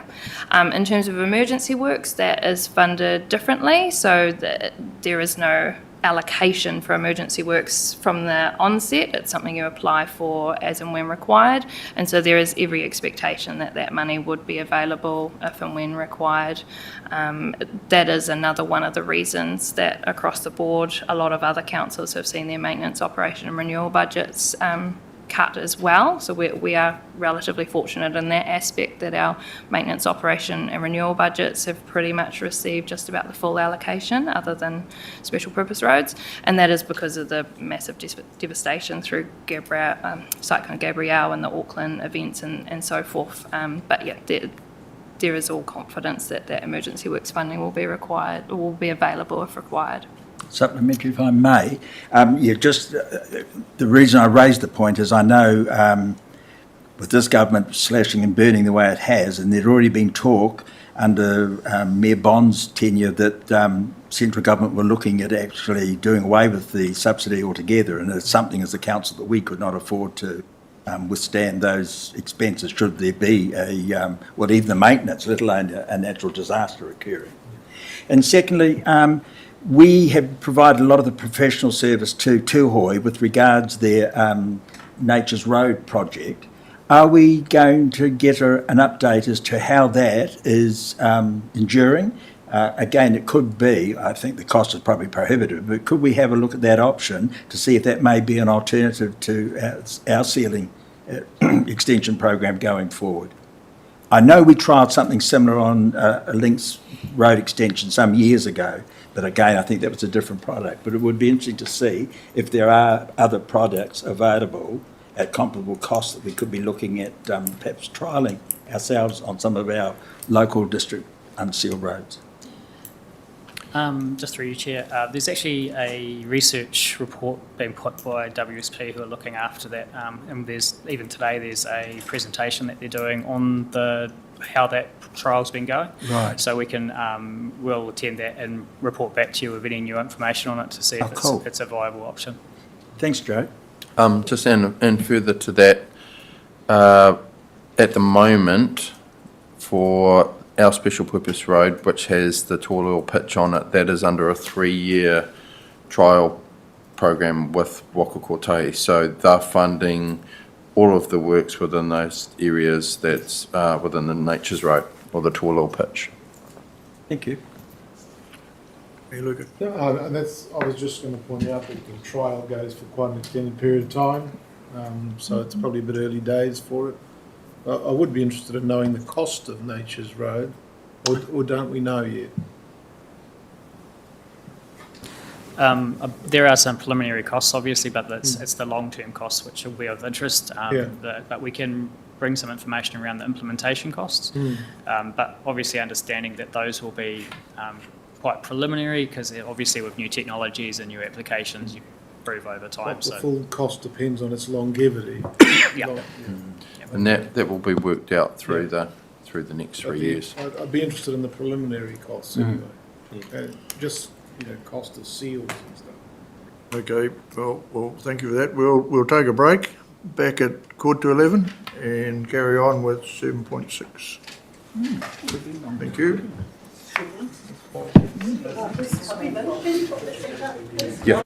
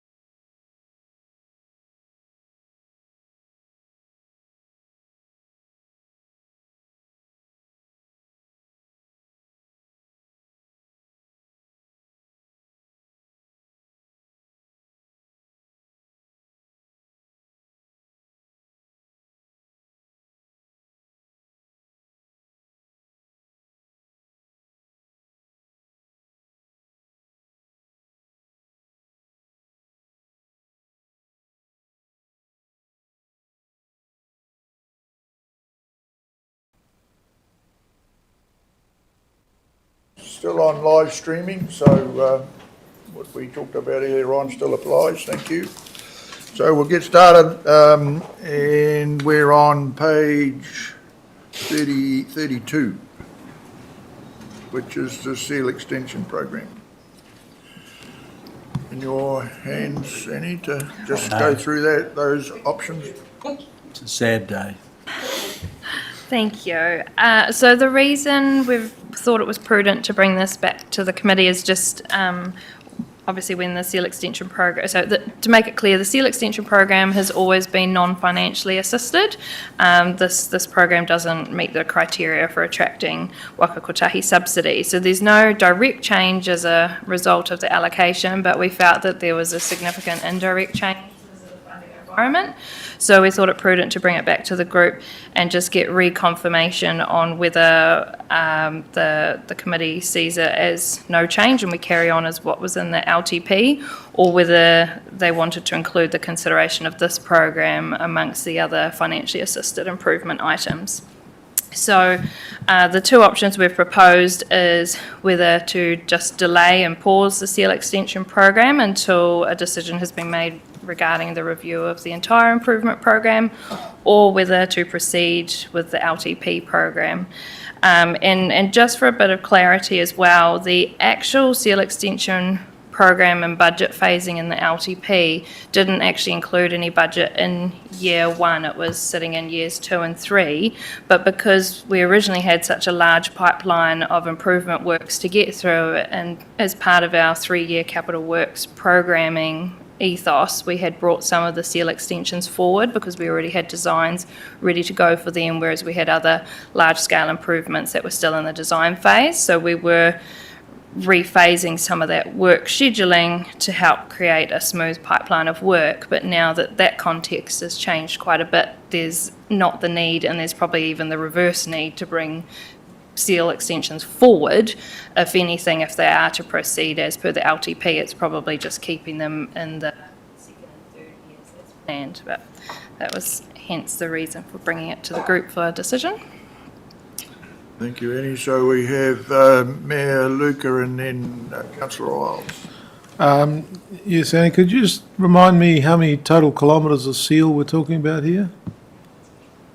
All right, I don't have that number off the top of my head. It's probably about a K or 2 per year. For the 900,000 per annum budget. Yeah.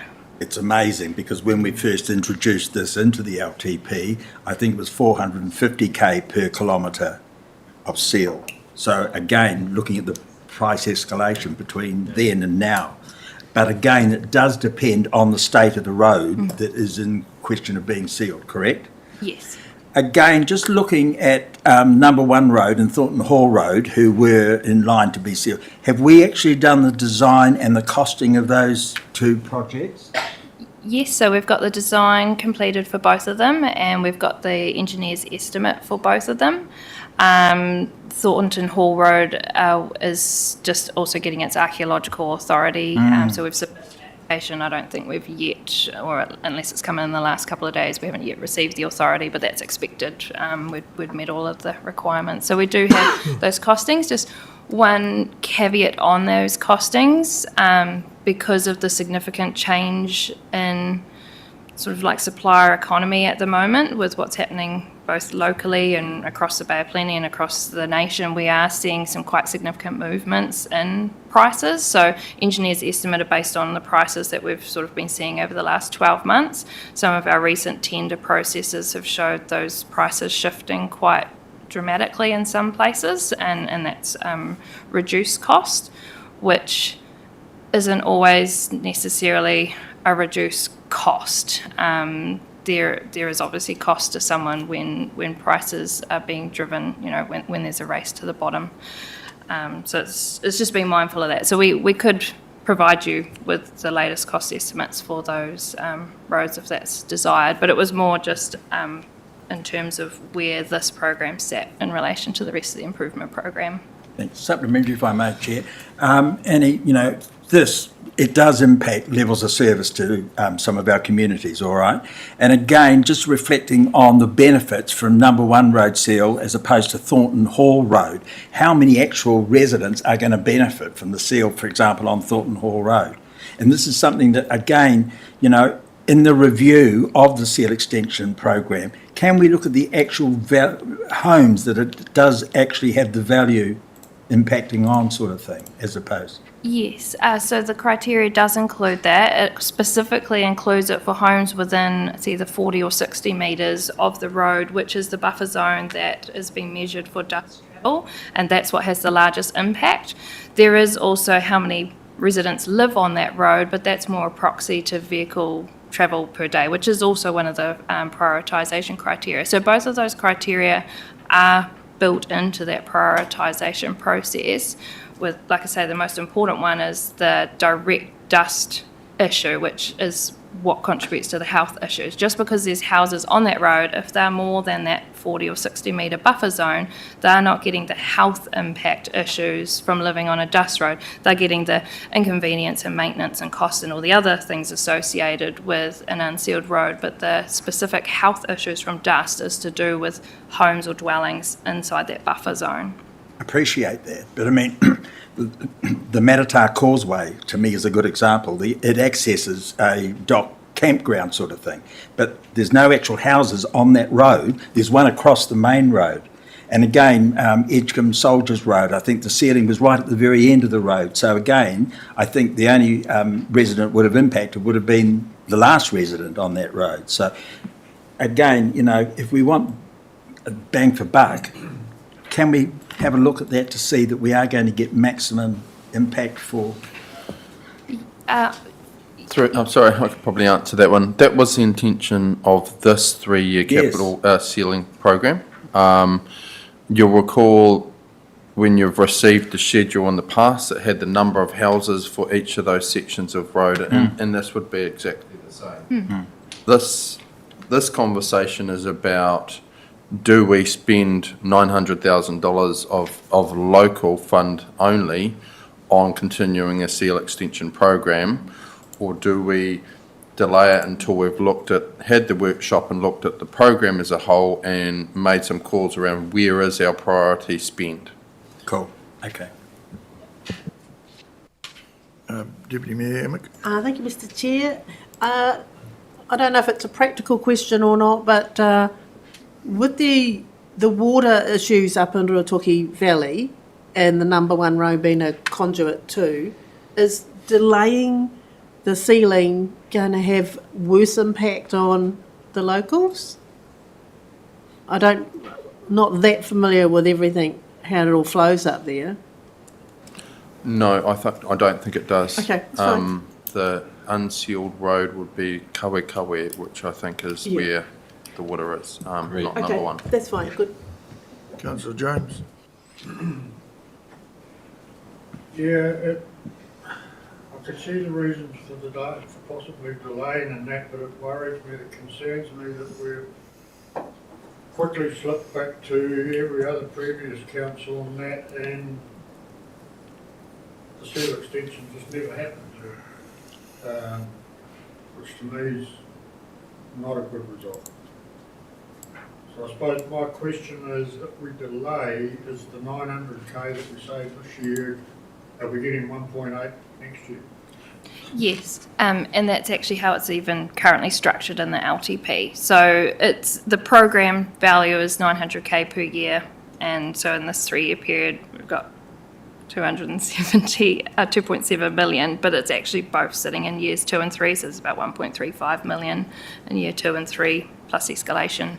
So by delaying this year, there's no impact to the program. We're just saying, do you want us to start spending now based on what was locked into the LTP and us bringing money forward, or do you want to delay that decision until you've looked at holistically the improvement program? Because to put it in perspective, 2.7 million for seal extensions is half of what's left of the local share for the entire improvement program that was going to achieve 17 million worth of improvements. So that was why we just thought it was important that that decision came back to the committee to make.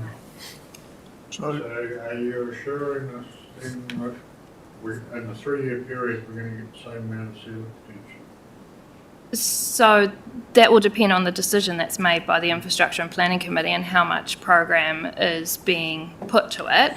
By delaying the decision, by agreeing to the decision to delay, and then you review the program and you make the decision to carry on, then yes, the amount that was in the LTP will continue. But if you delay and review and make a decision to change that program, it will be whatever that change entails. so Annie, would you, I hear what you're saying about delaying it and the funding money will still be the same, but would you get the same bang for your buck doing the 900 now as against next year, which might be less? The expenses might be more, will be less. It's really hard to navel gaze at this point in time of what costs are going to do. It's quite major impacts of what we're going to see on the supply chain, and like we've seen, if you look back over costings and escalations over a sort of decade or 15-year period, costs don't always just go up in the construction industry. There have been times that costs go down for a number of reasons. So I couldn't commit at this period where costs are going to sit in 12 months' time. But one thing I think that is to be mindful, and it's written into the pros of delaying, is there's a risk if we say, actually, no, we want to proceed with some seal extensions in year 1, and we load up the program now and basically overcommit suppliers only to turn the taps off in year 2 and 3, and they've built up a workforce and resource base that they then have to put on hold. So one of the key things we're mindful of is, as much as possible, trying to streamline that pipeline of work, because that's what suppliers need. Feasts and famines aren't sustainable when you're managing large scale and expensive resources. So that's the rationale that you were, I think Councillor Boynton was alluding to, wasn't it, to look after our contractors as best you can. So I've got Councillor Dennis and then Mayor Luca. You have a question? Oh, it was kind of just related to what you said, really. Are these tier 2 contractors that we use, the local ones, Waiate and Trax or something like that? Yeah, so to put it in perspective, like our following government rules of sourcing procurement, a lot of our stuff is openly procured. We have our supply panel, which is open to suppliers to join, but they must meet particular criteria. We do have some national tier 1s on there, but up until very recently, they either hadn't bid or they certainly hadn't secured any work. We are certainly seeing more interest in the last few months from some of those out-of-town tier 1 suppliers, and that's just a sign of the times of what's happening around New Zealand. Majority of this improvement work that we're talking about here that's had the funding cut has been delivered by local suppliers for the last 3 to 6 year period, since our local supplier base is really bolstered up. So it is going to have the most direct impacts on our local suppliers. So Councillor Dennis and then Councillor Isles, did you have another question or are you done? Yeah, if I may. Okay, well, let's go with Councillor Dennis first. Thank you, Mr. Chairman. I'm thinking along the ways of Councillor James and Councillor Isles, is that, but more with what Councillor Isles is saying is that I actually wonder whether we do need to have a rethink. If you look at some of the roads you've got lined up, which is the Thornton Hall Road, and you compare that to Withy Road, I really can't, and I know you've got all your different things for that. But if you look at Withy Road, you've got a metal road which has nasty corners on it. You've got the original subdivision amongst the pine trees, which is now taken off and people are building there. You've got a small block subdivision in behind Iramoko Marae. You've got the Sutherland block that has been subdivided. Now you've got a big subdivision at the end of Withy Road, which is all increasing traffic. And then you've got Iramoko Marae where you're getting bus loads and van loads going down there. And the amount of traffic is horrific, and some of those really nasty bends which are scheduled for 225. Someone's going to get hurt up there soon. I know everyone gets hurt on all the roads, but I would like to think that if we do delay this, that we have a really good look at it and actually maybe refocus on some of those dangerous roads rather than Thornton Hall Road, which I can't see as, it might be a bit dusty, but it surely doesn't have the accident potential as some of those other roads like Withy Road. Thank you, Councillor Dennis. I'll probably answer that one. That is the exact detail for a subsequent workshop around the seal extension program, given the changes to the lengths of sections of road that we were looking to make, to answer housing questions as well as safety, safety concerns. This is about the dollars we've got in the program and where is that best bang for buck. While I'm talking, I just want to touch on the supply demand, right? So I think we're likely to see a number of out-of-town contractors starting to price for work, especially as work is drying up around the Bay of Plenty. You heard Annie talk about a significant cuts around all of the programs for the Bay of Plenty, and we're lucky to retain one low-cost, low-risk improvement in our program. So we're likely to see a lot more contractors pricing, and that's possibly going to push a bit towards this race to the bottom as you have more supply versus demand. So there are some benefits to deferral, but the risk then is, we've got out-of-town contractors pricing to buy the work. So, it should go hand in hand with some procurement conversations around how do we support local contractors as well to mitigate that risk.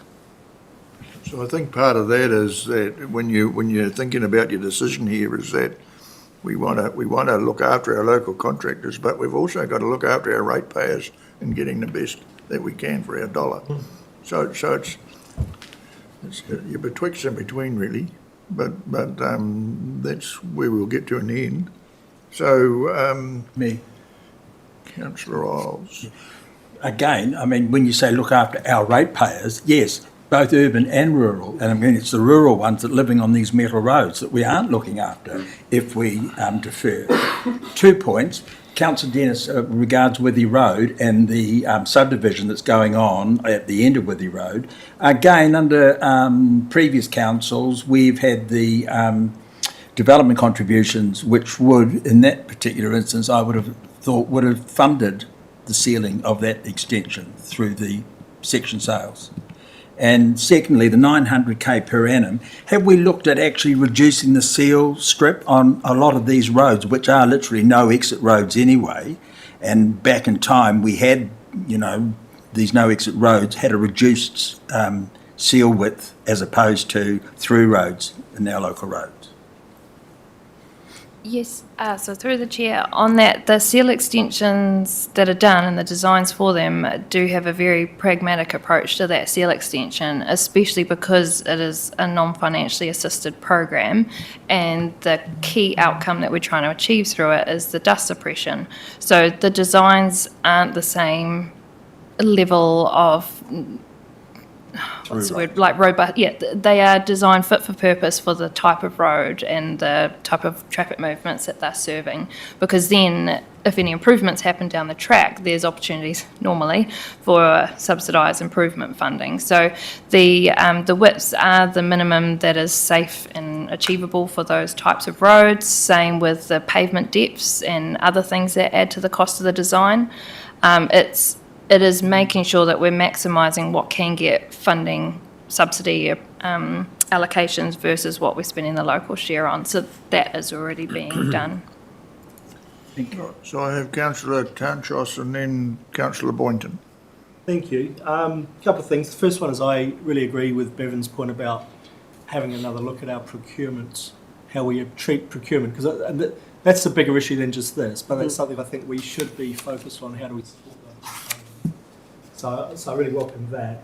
The other thing is that when we agreed to put in the steel extension program some years ago now, it was part of a overall package of kind of transport infrastructure funding that we were looking at.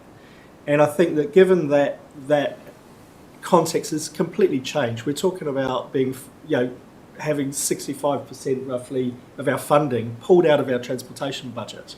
To me, it makes absolute sense that we should take the opportunity to go, okay, if we've got this much money left, where is our priorities and how do we want to spend that?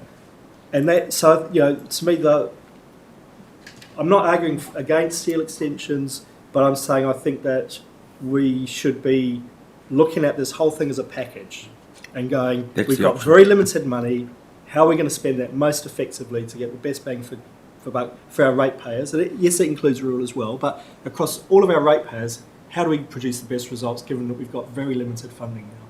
So that's why I think 4A is the way to go. Because you've got to remember, I don't think we've ever been in a situation like this where you cut off at the knees, basically. So we just have to manage it the best way we can. Yeah. So, Councillor Boynton. Thank you. And again, following on from Councillor Tunchas, I just wanted to know if there was information regarding the businesses, or the contractors, and them also being ratepayers, and also the families of those that they employ, their employees.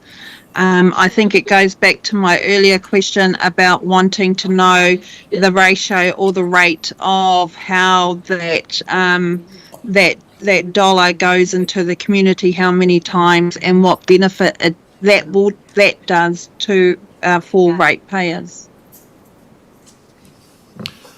Thank you, Councillor Boynton. I think that's an important attribute of a good broader outcomes procurement policy. Local contractors, also how many local employees and staff they employ. Thank you. One last question from Mayor Luca. My ignorance on procurement, we've got a criterion for swaying towards local. Have we a weighting factor? Otherwise, we have to pick the cheapest offer consistent with the specification, or is that not how? So government rules of sourcing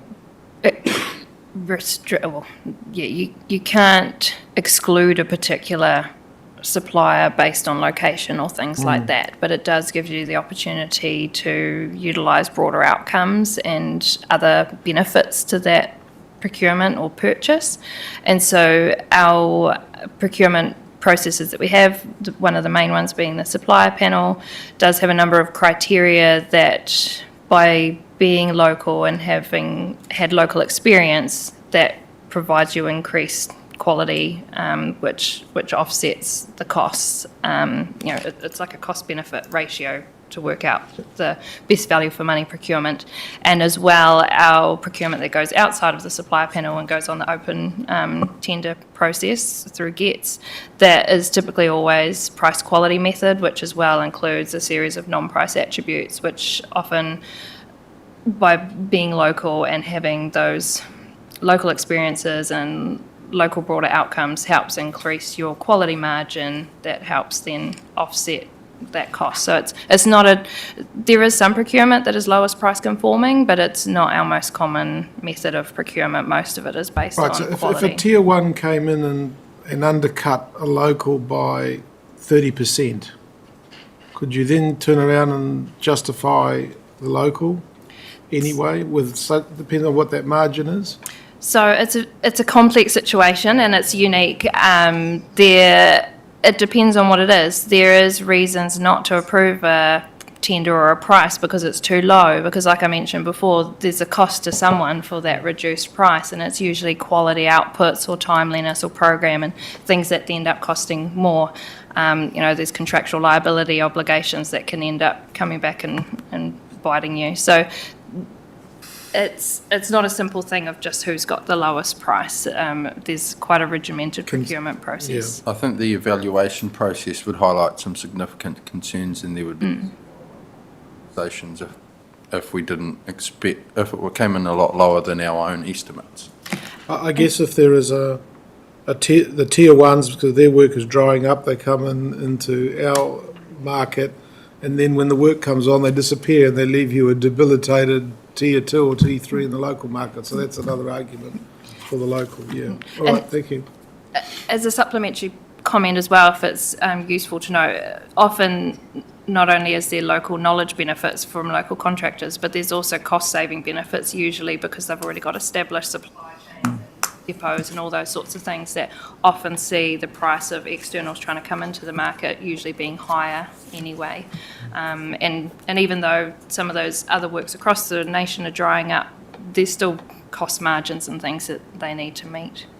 So nothing's changed over all the years. People come and go when work dries. But what I think is important to realise is that our procurement process is completely transparent and above board, because if we start jiggling around with it, then you won't get people pricing from the outside. So we've got to be cautious of that. We're trying to weigh up, get the best bang for buck, look after the ratepayers, look after contractors. So there's a whole raft of stuff there when we're thinking about this. So just before you, Laney, I've got Councillor Boynton. Do you have another question?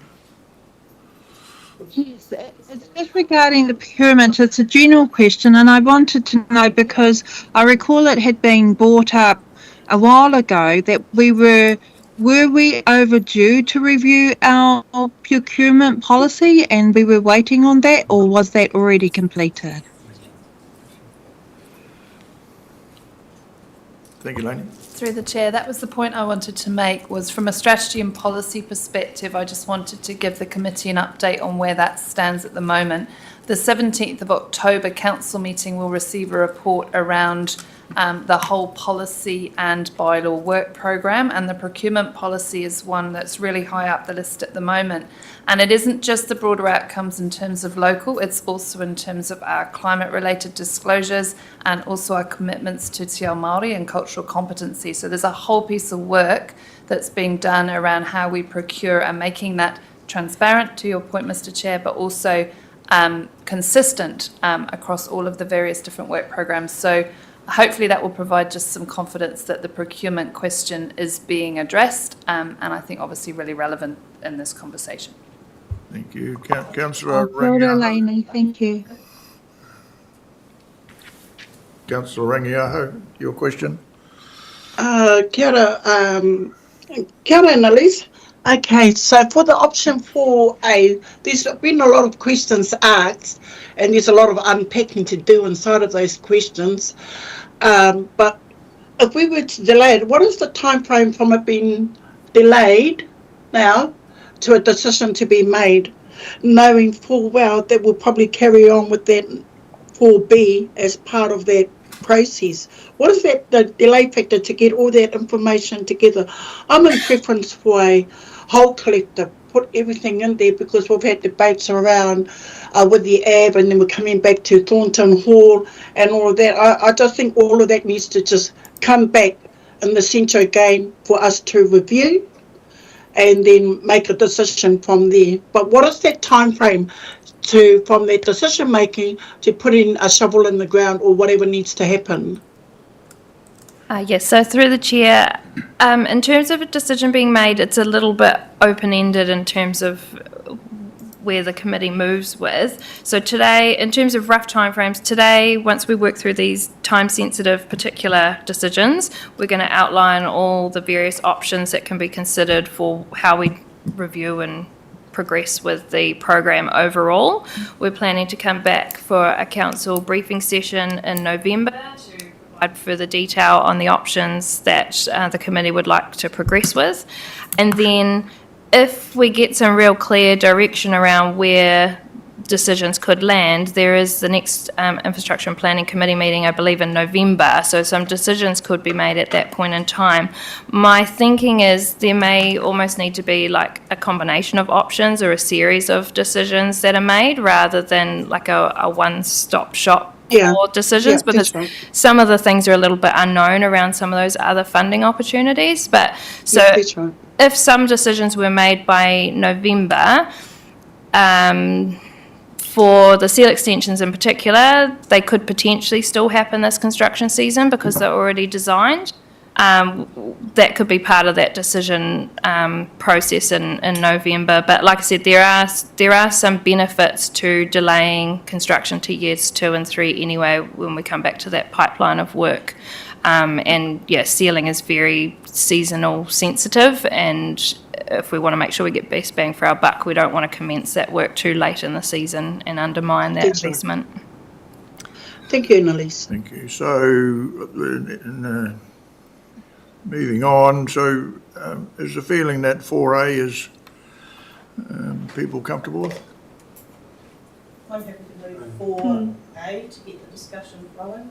Okay, so I'll just read the recommendation first and then we'll take that, Councillor Dukes. So the recommendation is that the Infrastructure and Planning Committee approve option 4A for the seal extension program, and that a delay decision until whole improvement program is reviewed.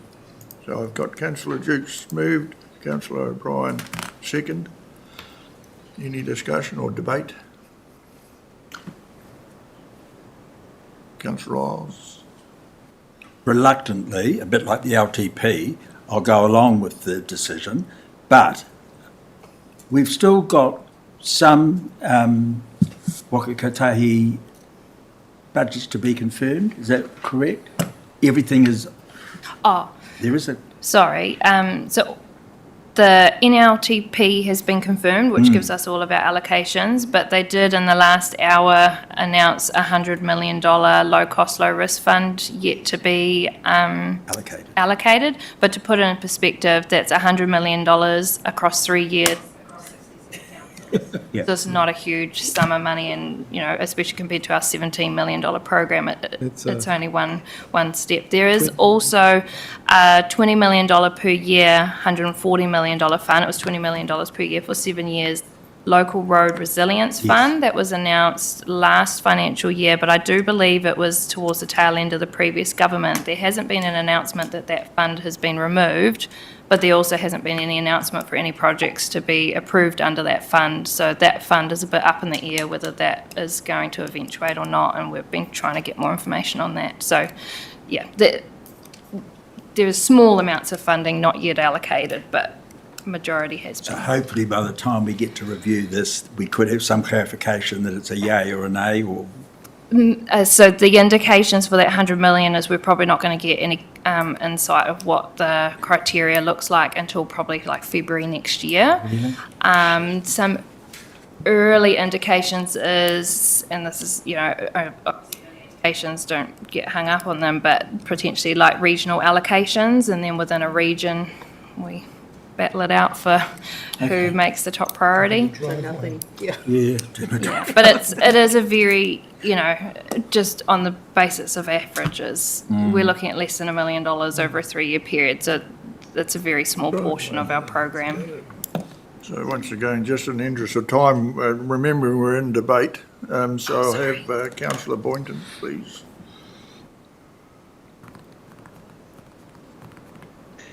Kia ora, yes. I'm happy to support the recommendation to delay. However, I did wonder if there was an appetite for an amendment that this recommendation includes that the delay be after the consideration of the review of the procurement policy. I don't need it. I don't No, probably not going to need it. Any comment? Well, I don't think it's required. We know it's coming to us already. Yeah. So you okay with that, Okay. Councillor Boynton? We're coming. Yes. It'll come to us. Yes, thank you. Okay, look, in the interest of time, I'll put the motion. We've got Councillor Dukes and. Oh, okay, that one. Yep. O'Brien, a second. So all those in favour, please say aye. Aye. Against, carried. Thank you. Aye. So the next item is the Te Mapu bus shelter on page 33. Thank you, Annie. Okay, so the Mapo bus shelter, again, wasn't going to obtain any Waka Kotahi subsidy for any local road investment. But again, given the context of the funding environment, rather than just proceeding within existing financially assisted transport budgets, we just thought it prudent that a decision be brought to the committee to provide direction on.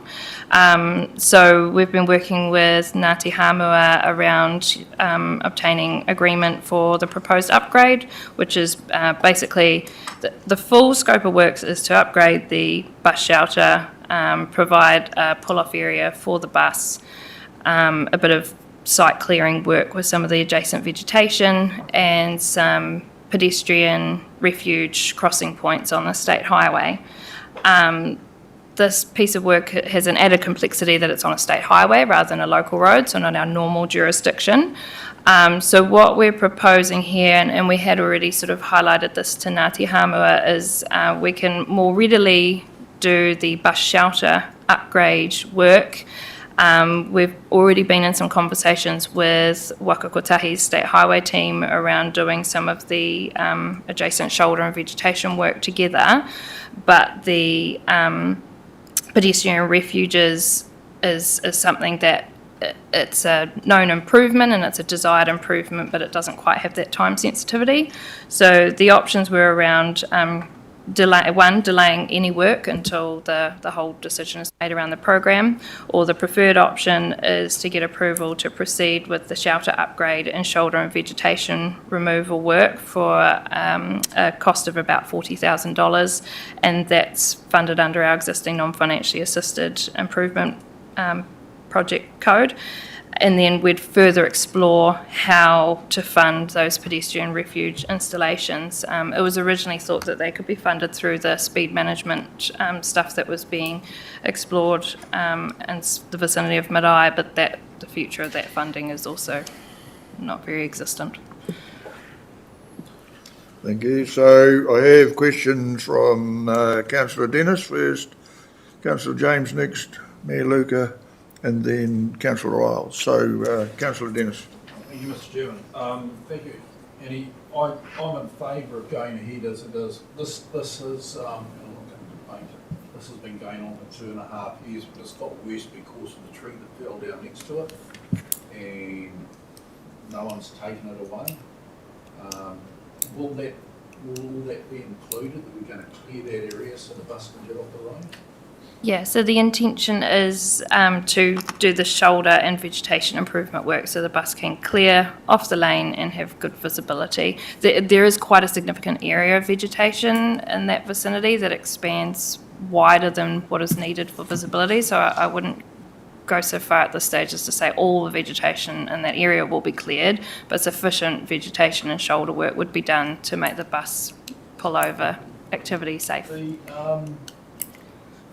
The bit just over the Titico Bridge heading into Timapa, at one stage Waka Kotahi was going to double up and do the vegetation and the off-shoulder stuff at the same time as clearing that.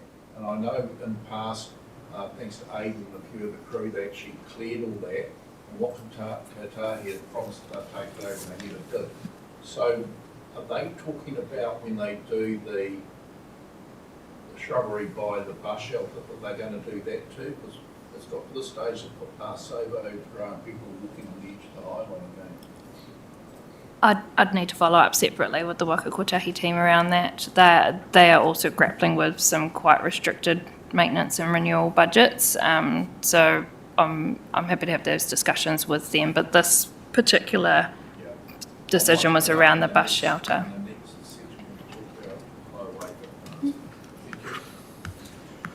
Councillor James.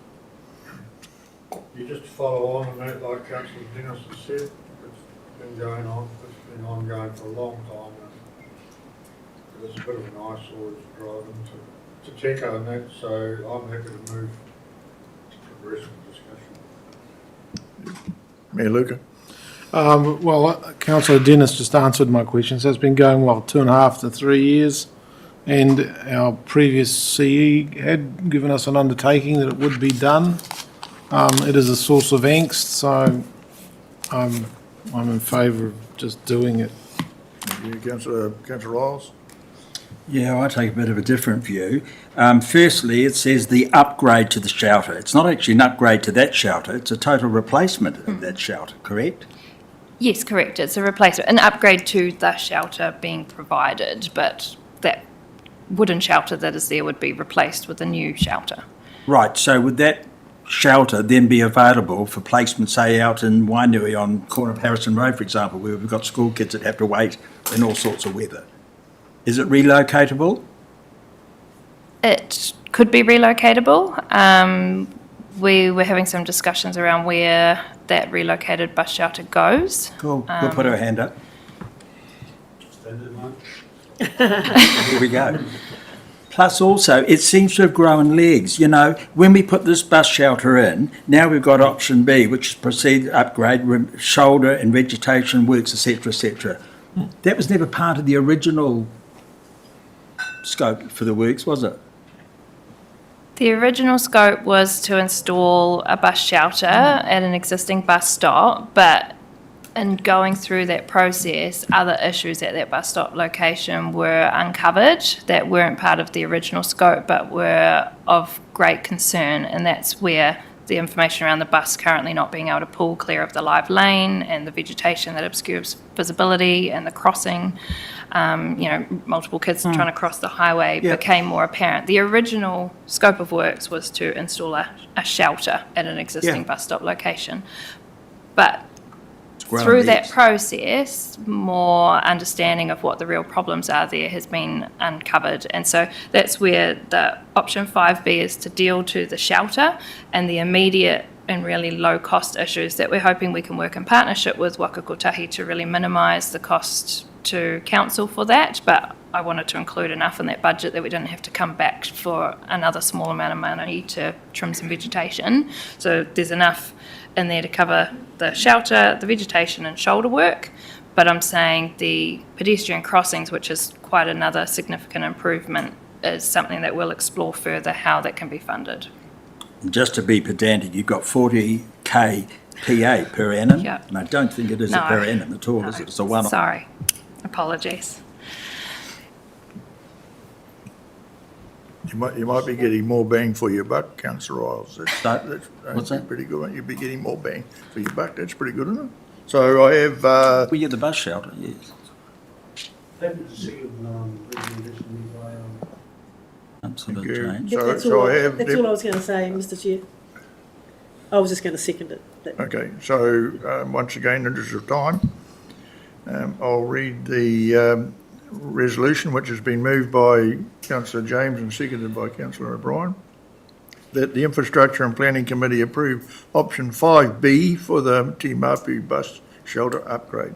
Progress with shelter upgrade and shoulder/vegetation works. So all those in favour, please say aye. Aye. I would just like to actually speak to the motion. We've done the questioning, so I'd like to speak to the motion. So what I just want to say is that as someone's already said, the Mayor, that this has caused angst in the community. This is the only bus shelter of its type in the whole district. It's been referred to as a wooden packing case on its end, and nothing like anything in a Hōhia, Whakatane, anywhere else. In relation to Councillor Isles wanting it throughout his way, I think you need to have a look at it first because... I've seen it. Hang on, can I finish, please? I've seen it. So what the problem is out there at the moment is the kids actually get more shelter from the rain by standing behind it rather than sitting in it because the roof's too high, and so they get rained on while they're sitting on it. So there is that issue. At the moment, the reason why we're having to do the surrounds is Wakotae was quite upset that they weren't talked to when we were going to do it. So the bus, when it pulls off to drop the kids off, it's bumps, it's on the road, and so not only is it dangerous for the bus and the kids, but it's also dangerous for the traffic having to drive around them. So for all those reasons, I'm in support of this motion. Yeah, I think you already indicated that, Councillor Dennis, but anyway, so I'll put the motion again. All those in favour, please say aye. Aye. Against, carried, thank you. So the next one is Revertu Road underslip, and that's page 34. Okay, so this one's quite similar to Manawahei, but more so that the road has been progressively slipping away here for over the last 6 years, and it has got worse in the last couple of years, hence we had it sitting as a high priority resilience improvement project. So the options is whether to proceed with the original repair of about 720,000, and apologies that it says PA, it shouldn't, it's just a one-off, funded under local share, or to delay the works until the whole improvement program has been reviewed. And the fallback position for delaying it is if the road does slip away, we can obtain emergency works funding for the repair. So it's just acknowledging, because there could be some quite reactive measures needed to be put in place here. We just wanted to make sure that the Infrastructure and Planning Committee were supportive of our intention to delay and acknowledge the risk that the road could slip away during a major storm event. But in terms of a calculated risk, there are alternate routes available for that section of Riawatu Road, and depending on the severity of the event and other underslips that we've seen, depending on how severe the weather event is, there could still be a one-lane option open. So, and just for anyone that isn't too aware of it, it's currently basically right on the edge of the seal. Emergency works, the reason it doesn't qualify for emergency works funding yet is because that doesn't kick in until it is actually encroaching on the seal. So, it was just to make people aware that there is that risk, but we have a fallback position. So safe to pass. Yes, it's currently safe to pass. It's more just in future weather events that come between now and a repair being undertaken, it could be impacted.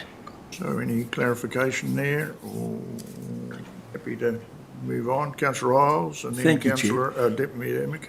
I guess in the event of a total washout, we would then get funding through, emergency. Yeah. Okay. Yeah. Thank you. Happy Mayor? with 6A. I was just happy to move it if there were no further clarifications. I'd second.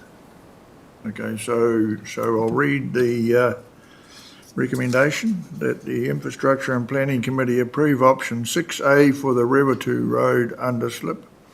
Delay decision until whole improvement program is reviewed and use emergency works as contingency funding plan. So it's been moved by Deputy Mayor Emick and seconded by Councillor Riles. So before we put that, Councillor Boynton, you have a question? Yes, it was clarification. I just wanted to know that there were recent announcements regarding capping of types of funding. Is that related to the emergency fund? When it came to disasters or anything like that, is that weather related?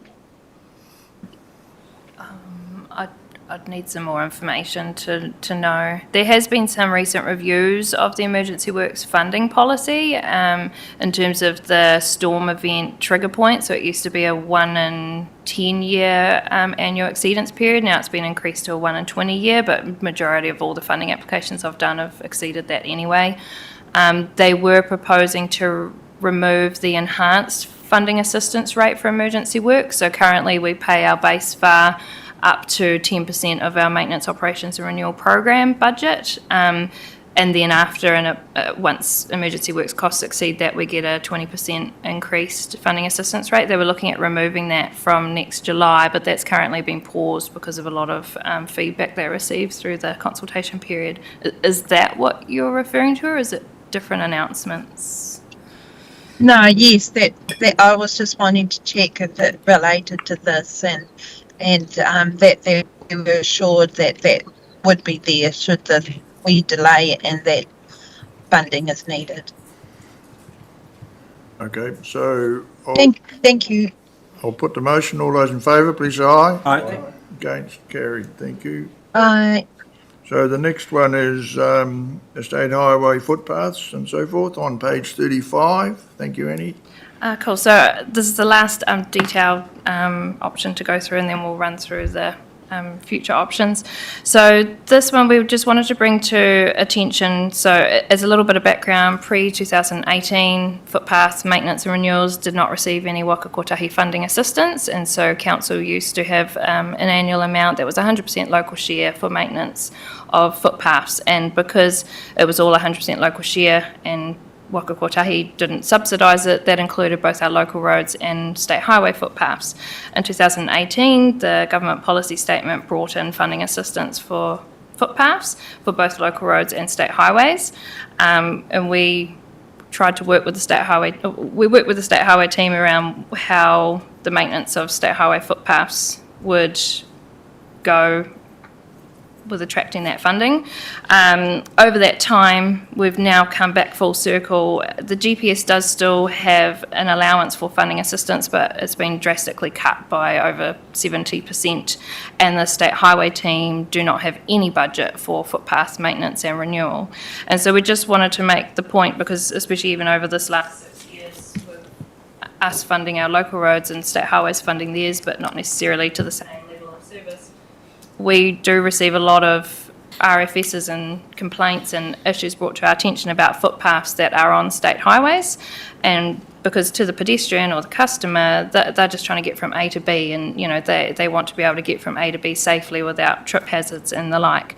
So it was just making the council aware that with state highways having no budget and not going to be doing any footpath maintenance renewal on their state highway footpaths, also bearing in mind that we have a significantly reduced footpath maintenance and renewal budget, only 30% of what we have had previously, do they want to include the maintenance of state highway footpaths as well as our local roads or not?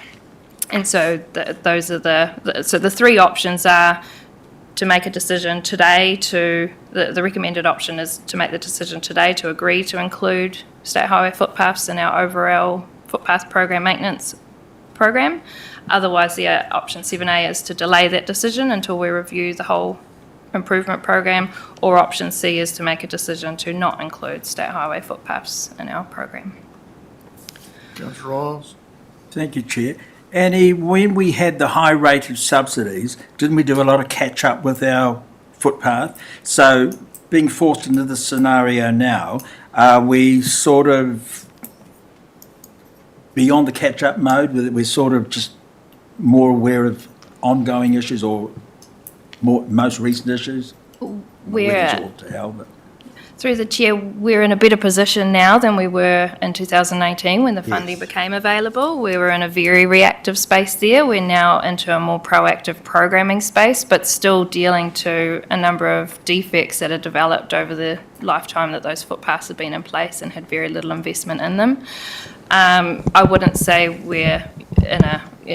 we've got reasonable condition footpaths, but there is still a volume of work needing to be done. So what this is going to move us more into is a reactive space. So we will complete the programs that are already in contracts and underway at the moment. They're due to be finished by this year. Right.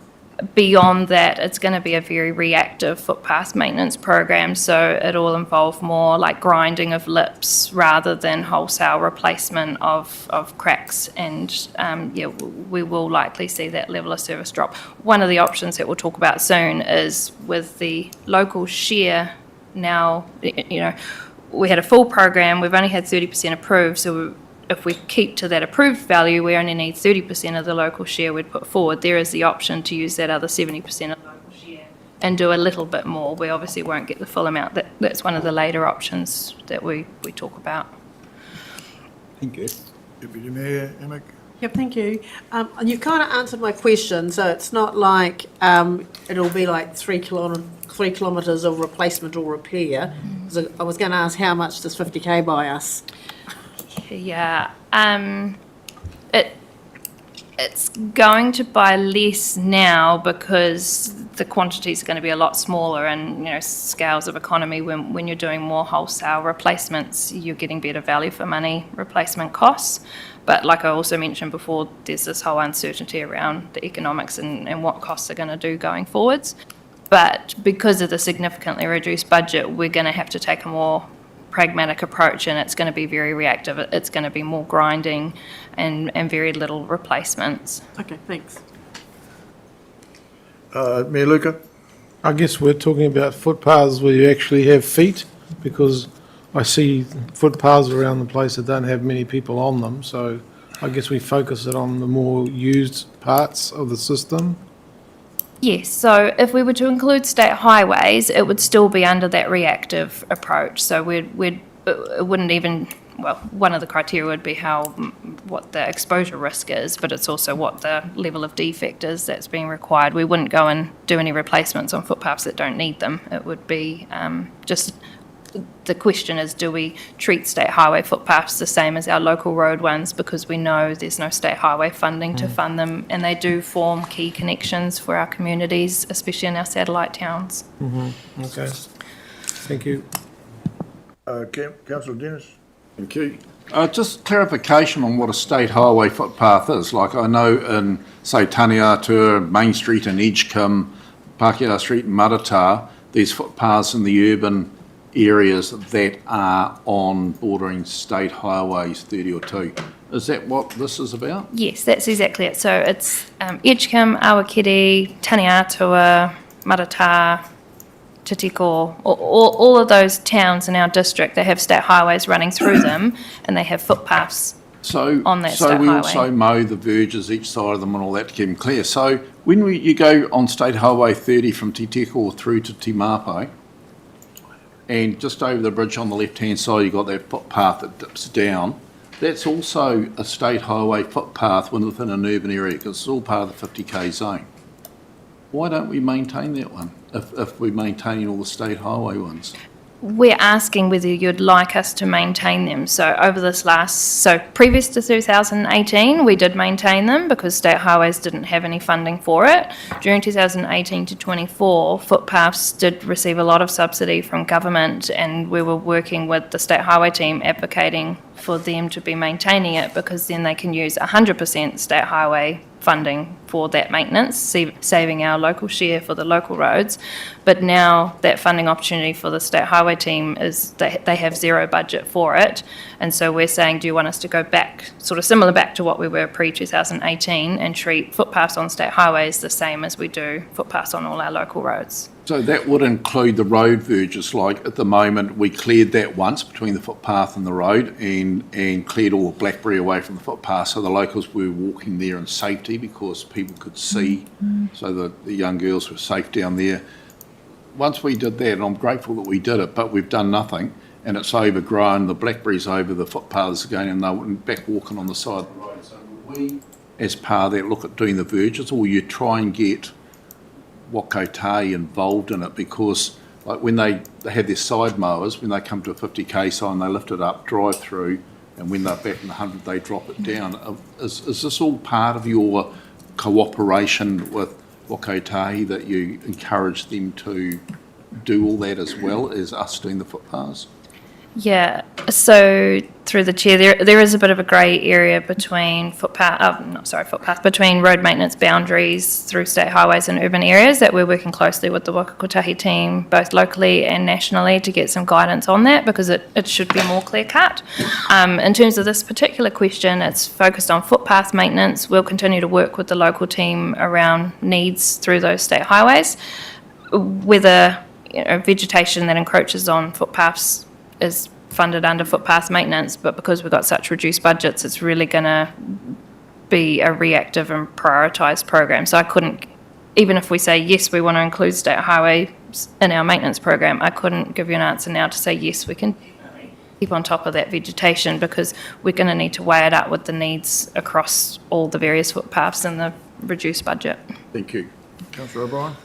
I'm happy to move and support option 7B, the preferred option. I just want to say we in Te Tiko are very appreciative of the footpaths through Councillor Dennis being maintained by Whakatane District Council and through to Mapa. I mean, we missed out on funding to carry the footpaths through along the Edgecombe Te Tiko Road through to Koina Marae, and we're fine with that. But we are appreciative of the fact that Council is doing this for us. And so I'd like to support this, if we do that, and thank Annalise and the team for that. So just to clarify, you're happy with the preferred option, I'm 7B? happy to move it. You happy to move that? Happy second? So I'll read the motion that the Infrastructure and Planning Committee approve option 7B, agree to include state highway footpaths in our maintenance and renewal program. So it's been moved by Councillor O'Brien and seconded by Deputy Mayor Emick. Is there any debate?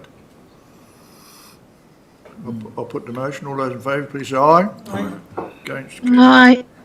Thank you. So, last one, Annie, a bit of a marathon, but you've done pretty well. So, you want to just speak to that? Yes, so section 5.9, it starts on page 35, but the crux of it really starts on page 36. So this is where I'll just talk you through some of the various options that we wanted to put on the table in terms of how we respond to this massive funding shortfall in terms of the broader program now that we've dealt with some of those more time-sensitive matters. So really what we wanted to get here, and it was a bit of a difficult recommendation to write, but it was, we don't want to spend a heap of time and effort investigating options that there's no interest in, and we want to make sure that we do spend time and effort investigating and preparing for our briefing session the options that are of interest. So it was just as we go through the various options on the table, just getting a sense of direction in terms of what ones are of interest to explore further and what aren't. So I'll take you through each option, and I'm not sure how you want to run the recommendation, but I can get a sense of it from the discussion, and then we can do So just before you do that, so we're going to talk about this in the briefing, aren't we? Yeah, so we'll go, this is more to put it on the table and give a chance to digest what options are out there and start to think about what the impacts of them are. They all have benefits and costs to them, and then we'll come back in a briefing session with more detail, and that's hence why we're just kind of wanting a bit of direction so we can investigate things further. We'll have a briefing session, go through the preferred options in more detail, and then we'll come back to the November IPC for any decisions that we can start to make coming out of that briefing session. So I'm not sure that we need to go through these because really the resolution is that we're going to talk about them in a briefing. So is that everybody's understanding? That's fine.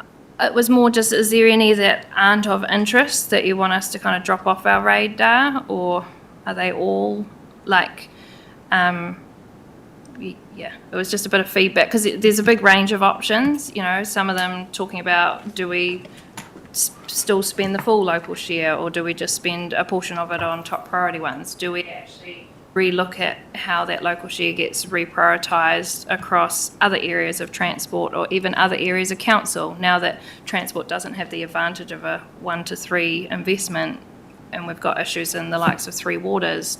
Is there an appetite to... So it was just, we can explore all of those options, but enable to prepare for the briefing session and make sure we can make the most out of everyone's time. We just wanted to know what options were likely to be considered, and we can better prepare for that session.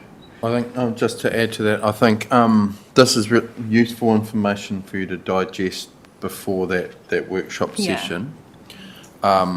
We'll be asking you, because you've already technically funded or rated or set aside loan funding for elements of this 3-year program, and especially in this current year 1 of the LTP, the question is, do you want to carry on with that pledged funding, which has already been committed?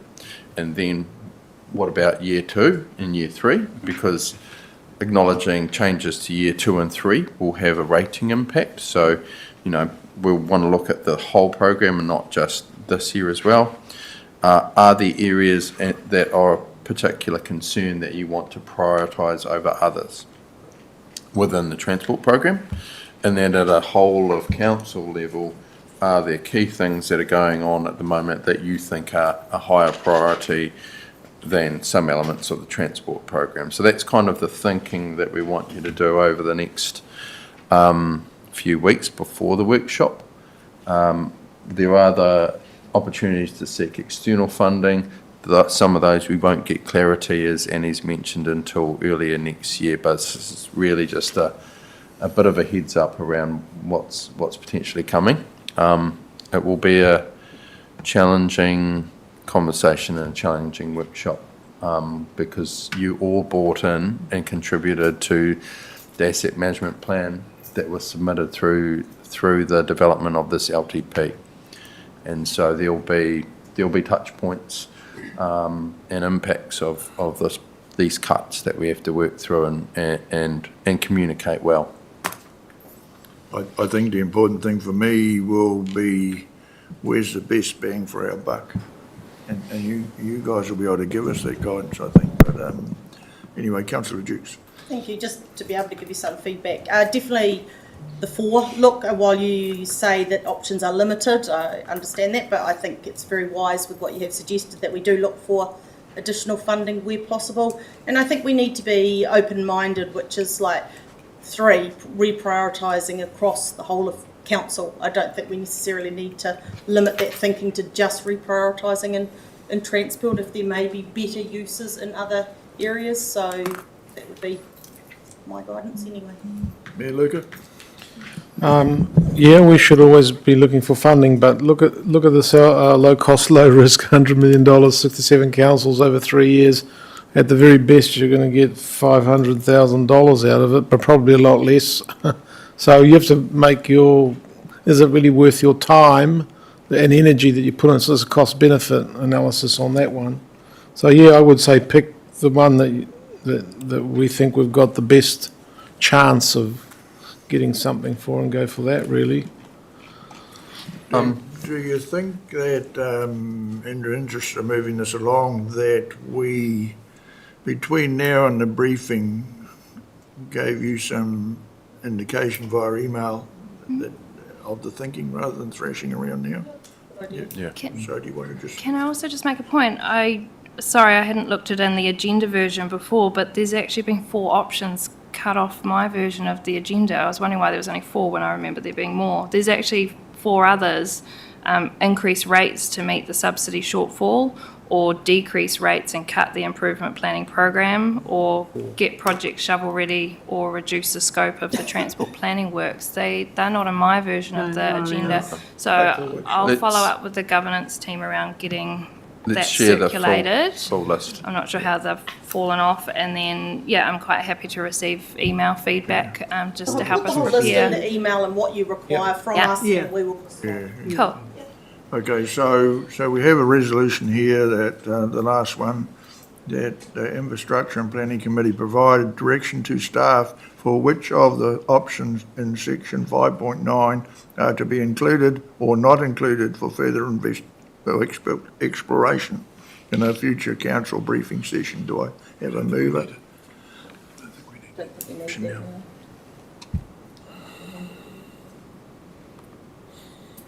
Well, it's a We're direction. not making a decision on what's inside it, are we? No. Well, I think we should, it's no harm to, where I've got, Councillor James has moved it, so somebody second. Councillor O'Brien, any debate? So just to be clear, any staff are going to put those bits that aren't here on, and then we'll respond before the brief. Thank you. So all those in favour, please say aye. Aye. Against? Oh, Carried. Kia ora. So, Councillor Boynton, sorry, missed you. I just wanted to see if that in the information that we receive, there is there proposed legislation to make changes so that councils have the ability legally to make changes to the LTP? Is that right, or do we need that information, or is that already something that we can do? It should be something that we can do because we don't have a lot of options. We do have an approved program that's already gone through the LTP. So what you're making decisions on is how you allocate the funding that you've already committed. So I wouldn't see this as an amendment to the LTP. You're just working within the funding constraints you've got. And to add to that, with making those changes through the annual plan processes that are going to come up. So we're commencing the 24-25 annual plan process soon. So if there was any discussion around changing those rating amounts or local share amounts, you could do that through the annual plan process, would be my understanding. Okay, so Okay, no, that's fine. I just wanted to just check on our legal. so the motion's due carried. diligence. So, Annie, thank you for your diligence over this last wee while. It's been some good, robust debate, and I think we've got to where we need to get. So, thank you for that. So now we've got Matata Wastewater Project update.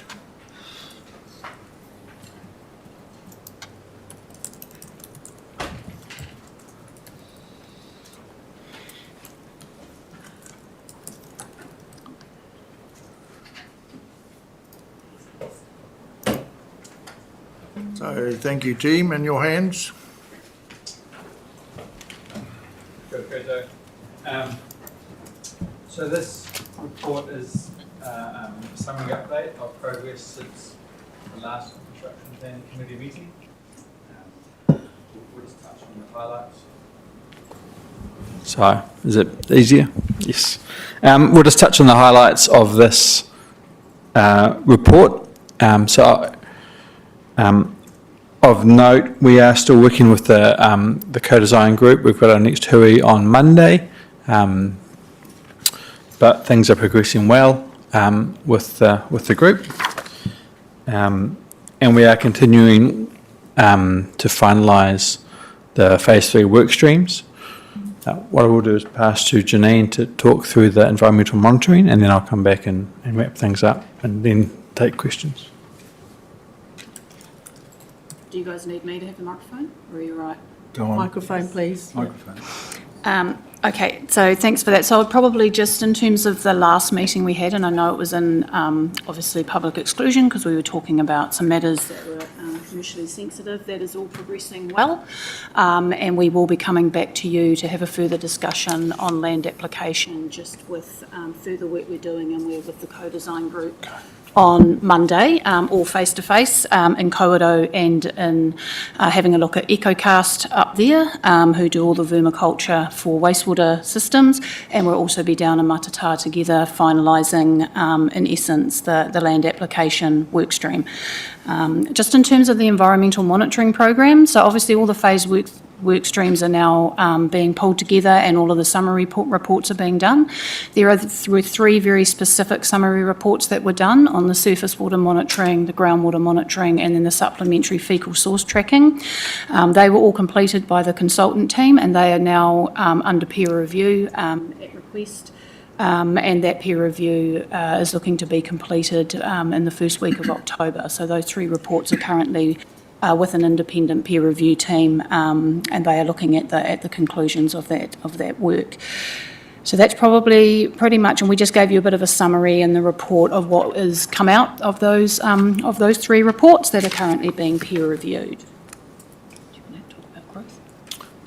Yeah, I'll just wrap things up just to talk a bit about growth. So this is where the project is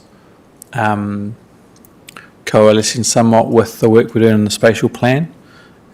We are undertaking engagement with the community on the spatial plan end of next month through to early November.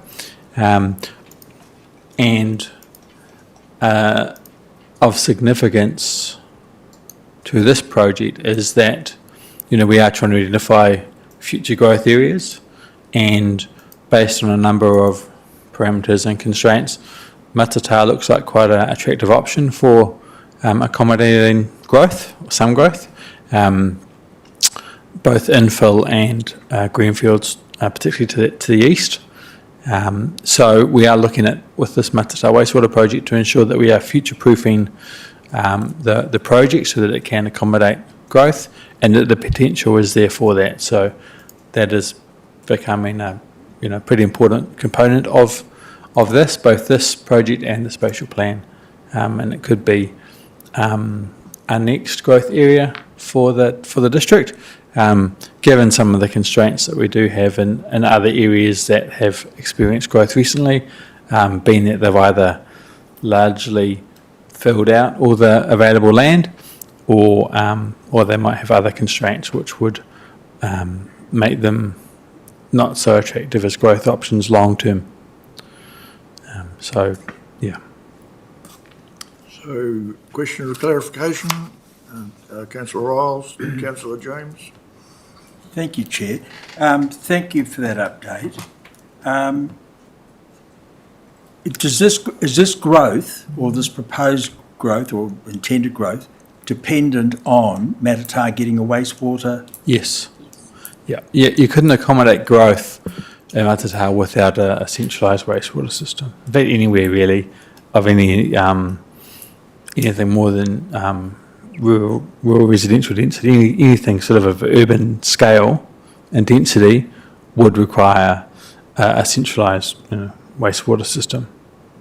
I was thinking more of the greenfield area that you've indicated. Even that, yeah.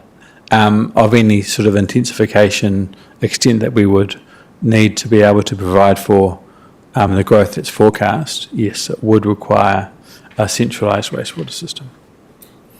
Okay, thank you. Councillor James.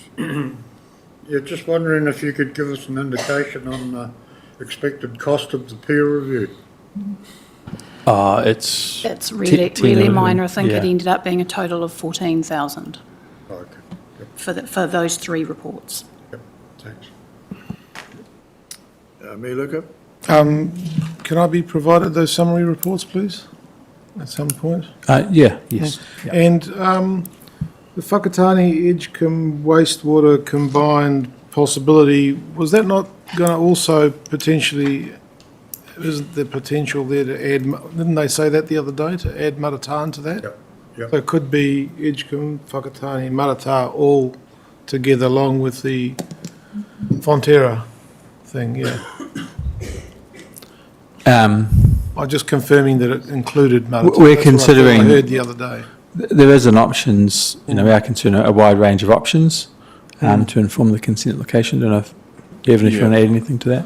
So that wasn't a conversation that was driven within our organisation, that was somebody else saying that. This process has already gone through a multi-decision criteria analysis process, which excluded a big integrated scheme.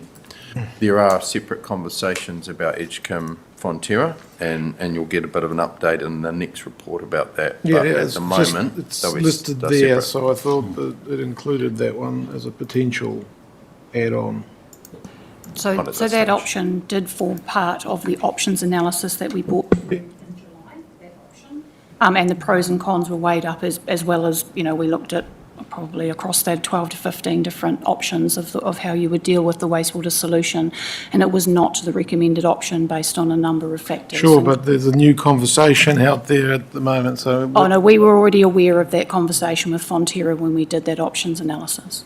I think, Mayor Luca, you'll see that in the next paper that's covered. So, anyway, so any further points of clarification? If not, the recommendation is on page 40 of the agenda, and I'll read it, that the Matata Wastewater Project Update September 24 report be received. Do I have a mover and a seconder, please? Councillor Dennis, Councillor James. Any debate? All those in favour, please say aye. Aye. Against, carried. Thank you. So, 7.4, Three Waters Consent Replacement Program Update, September 24. Page? And that's page 48 to 52. Floor is yours again. Okay, so this is just following along in the way that we report on the Matata Wastewater Project. Every Infrastructure and Planning Committee, we will have an update on the Three Waters Consent Replacement Program. Obviously, we've just commenced this program, and we will be having the first program steering group meeting next Tuesday on the 1st of October, which is a number of papers. So this is probably just a very high-level update at this point. Probably the biggest thing to note is we are very focused on getting all the resourcing on board. So as part of the long-term plan, there were 6 roles that were approved to help support, obviously, this very large program of work. And so we are well into recruiting for that at the moment, with some good success in some areas and quite challenging in a couple of others. And we are looking at all opportunities we can to be able to access those skill sets at the level that we require. In the meantime, there is obviously already co-design groups and project teams underway, especially in Murupara Wastewater and the Whakatane Edgecombe wastewater conversations, and also in Taniatawa Wastewater. We're also, I understand David Bewley is also with Tūhoi next week, and they will also be continuing conversations around Taniatawa water and wastewater and Waimana water. So there are lots of conversations ongoing at the moment, but we are just trying to get resourcing on board to make sure that we can get the full program underway. So the focus is really on the end game, and there's lots of balls in the air, so it's just a matter of us trying to find the right pathway. So any question or clarification? Councillor Riles? Thank you. Janine, you said Waimana water. Are you talking about potable water? Right, okay. But you didn't include the likes of, say, Taniatua and Ruatoki. Is that all? Oh, sorry, yes, that's all in the program. So in the report, I think it's on page, sorry. Yeah, no, that's 50, okay. yep, all of that forms part of the program. The reason we've probably got a little bit of a more focus at the moment on the resourcing around the wastewater is because they will, in essence, take us longer. Correct. Yeah, whereas the water consents, we're really hoping that majority of those, especially the like-for-like consent replacements, we will meet the timeframes. The wastewater ones, they're a lot more challenging to meet in terms of the Resource Management Act timeframes by 2026. And again, what about the stormwater? So at the moment, I'll let Bevan talk about, but stormwater is not included in this program of work, but obviously is underway as a program within the infrastructure team and the council. Yeah, there's a separate comprehensive stormwater consent process that's team are working I just through. wondered though, does it not feed into this or part of this? It was already reasonably well underway, so we didn't want to bring it across and complicate this project. Okay. Any further questions? Yep, Mayor Luca. Clarification? Mayor Luca? In these steering groups, are we going to involve any wastewater engineers? Because really this is, water engineers, hydro. So there will be at each project level, there will be a technical project team that supports that, but the actual program steering group, which meets next Tuesday, is obviously just the council representatives, but every one of those projects will have, the water can be done as a comprehensive package, but definitely the wastewater projects and consent replacements, they will have a technical team which will have all of the relevant requirements on there. We are also having a conversation with the program steering group on Tuesday about an appropriate procurement approach to make sure that we glean really good efficiencies and affordability measures when you are dealing with multiple projects running the same types of technical work at the same time. And these, just sort of supplementary, these co-design projects can take a long time. I mean, how long do you envisage that it will take for this bit of it? So that's probably our question I can't answer in terms of time. A number of them are already underway, and obviously we've learned a lot out of Matata and the full co-design process we've been running there. They do take a little bit of time if they're starting from scratch, but what I learned through Matata is that you pick up a lot of that time in the second halves of your projects once you're underway, but it will be very project specific. But the majority of the co-design groups are actually already in discussions or underway. So how long did Matata take from the time it started to the present point in time? Is it about 3 years or? Yeah, but there's been, I wouldn't say that that's got anything to do. Co-design took us about 12 months to be really clear about how we were all working together. However, we were still working together. But the time challenges within Matata is purely based on being able to find land and meet all legislative and government requirements in terms of... If I could just add to that, the RMA does allow consent applications to be made and placed on hold until some matters have been resolved. So in terms of those 1 October 2026 dates, there is some mechanisms there that can be used that if we haven't resolved everything by then, we can continue to operate under the existing consents until they are resolved through this process. And just to clarify, you mentioned the RMA, and do we know what's coming down the pike from government on that? I mean, it seems like they're up. It could turn everything on its head, couldn't it? Yeah, so there was a speech on Friday in which they announced the replacements. There's not a whole lot of detail. We are trying to get more detail on that. It will be the subject of a paper to the next EER committee to provide some detail. But in short, it's looking at splitting it into two replacement acts, an Urban Development and Infrastructure Act and an Act to manage environmental effects. And activities would have to meet both, a sort of a double bottom line approach, have to meet both legislation. There's not a whole lot of clarity there yet, but we are hoping to get some more. But what we do know is will be provided at the next EER committee meeting. But there is a risk that if it comes along and there are some dramatic changes, then it could change the thinking. But I guess we're not that far ahead of it anyway, so we're expecting something soon. Yeah, we're expecting some more clarity soon, probably in early 2025. However, any new legislation would have transition provisions, and we'll just have to be agile in approach and look at what the new framework looks like. That's just part of the landscape that we operate in.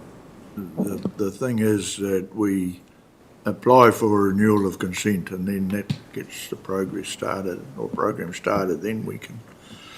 The main thing is to get it lodged, and then we can go from there. I think the other advantage of this project steering group is that we've got a complete overview of the whole lot, and so there's going to be no replication or whatever. We'll have a robust discussion about just exactly what Mayor Luca was asking. So that's a real positive, really, in terms of where we go. And there's no doubt about it. There's lots of work to do.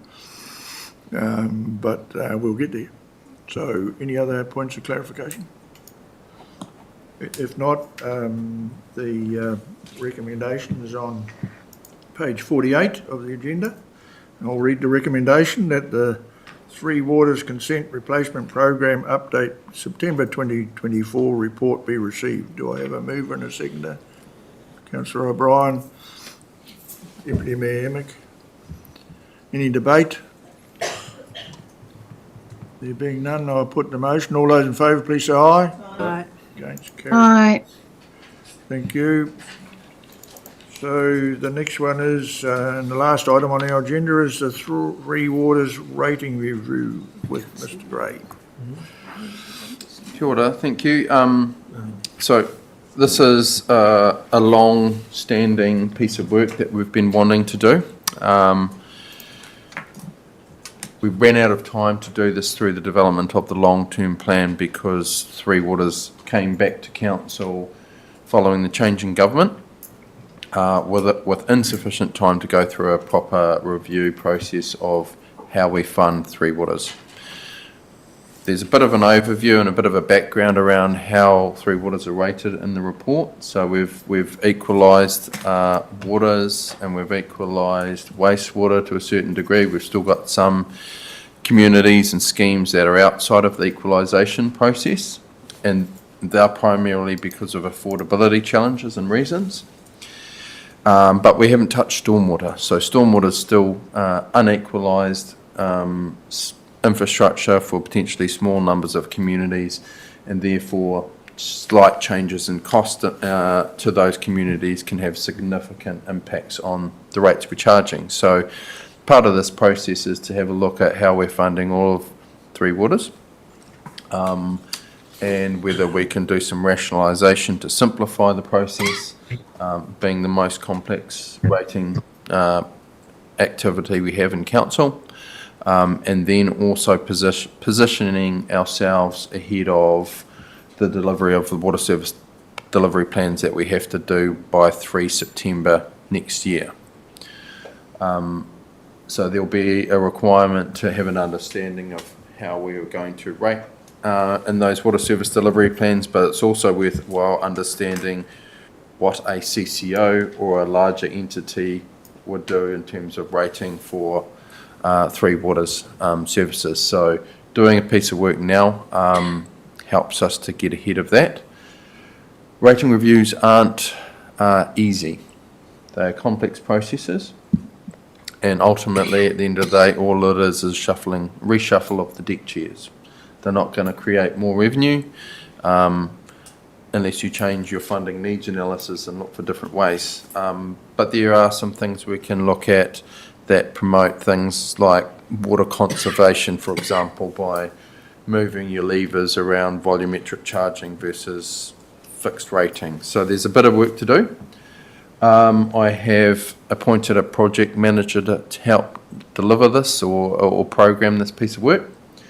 We have Phil Jones on board to provide a bit of oversight and guidance around how rating reviews happen. I've done a number of rating reviews previously in previous roles, but I acknowledge that Phil Jones has a lot of respect across the country in terms of rating reviews, and sits on a number of risk and assurance boards.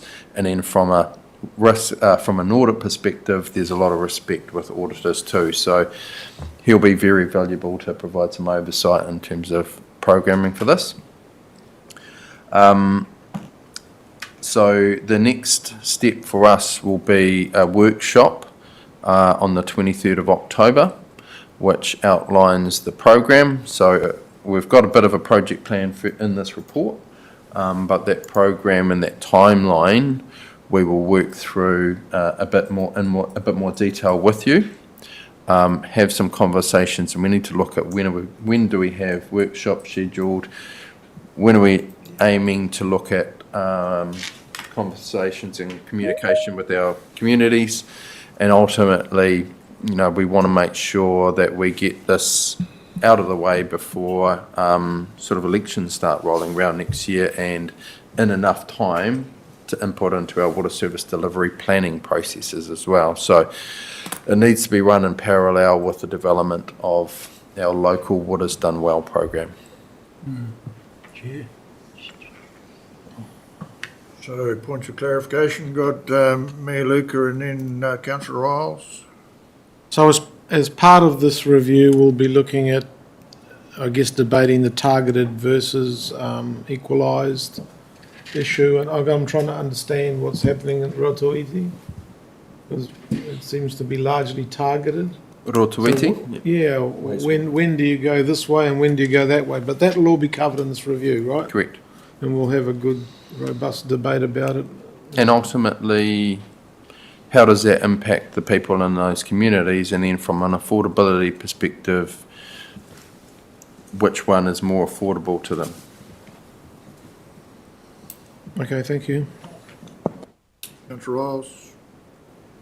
Thank you, Chair.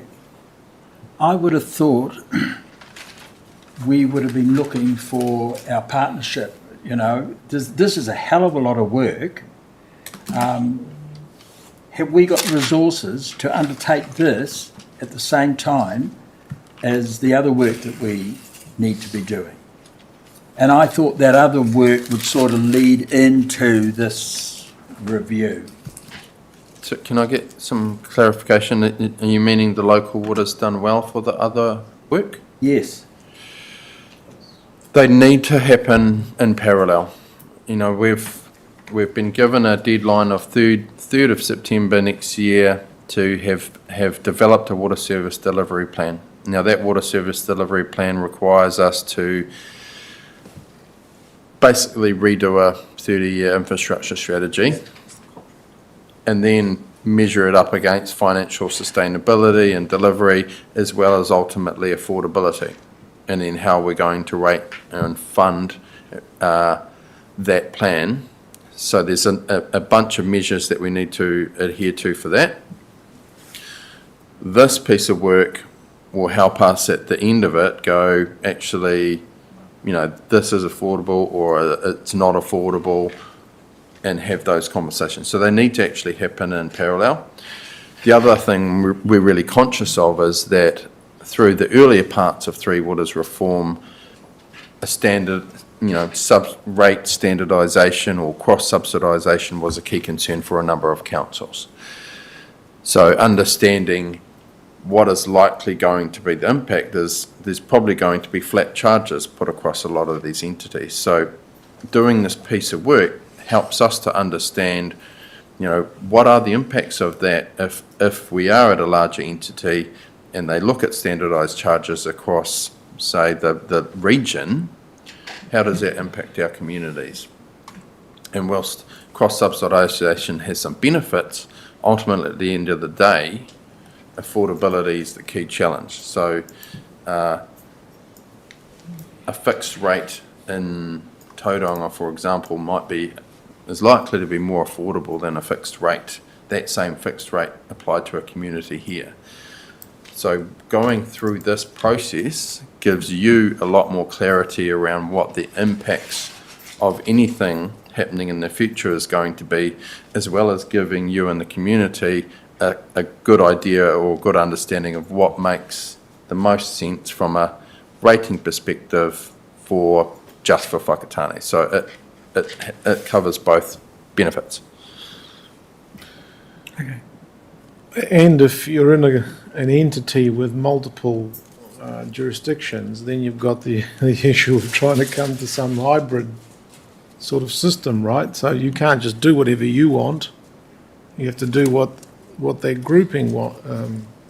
Yeah, and we need to understand ourselves before you can understand what a wider entity would look like. And so a piece of this is about understanding how we're rating now. Yeah. And for stormwater, it's quite complex. Yeah, but this is... And then in the future, if we're investing into Murupara with wastewater treatment plant upgrades and water treatment plant upgrades, etc., what is then the impact on an unequalised rate for them and the community? And is it affordable?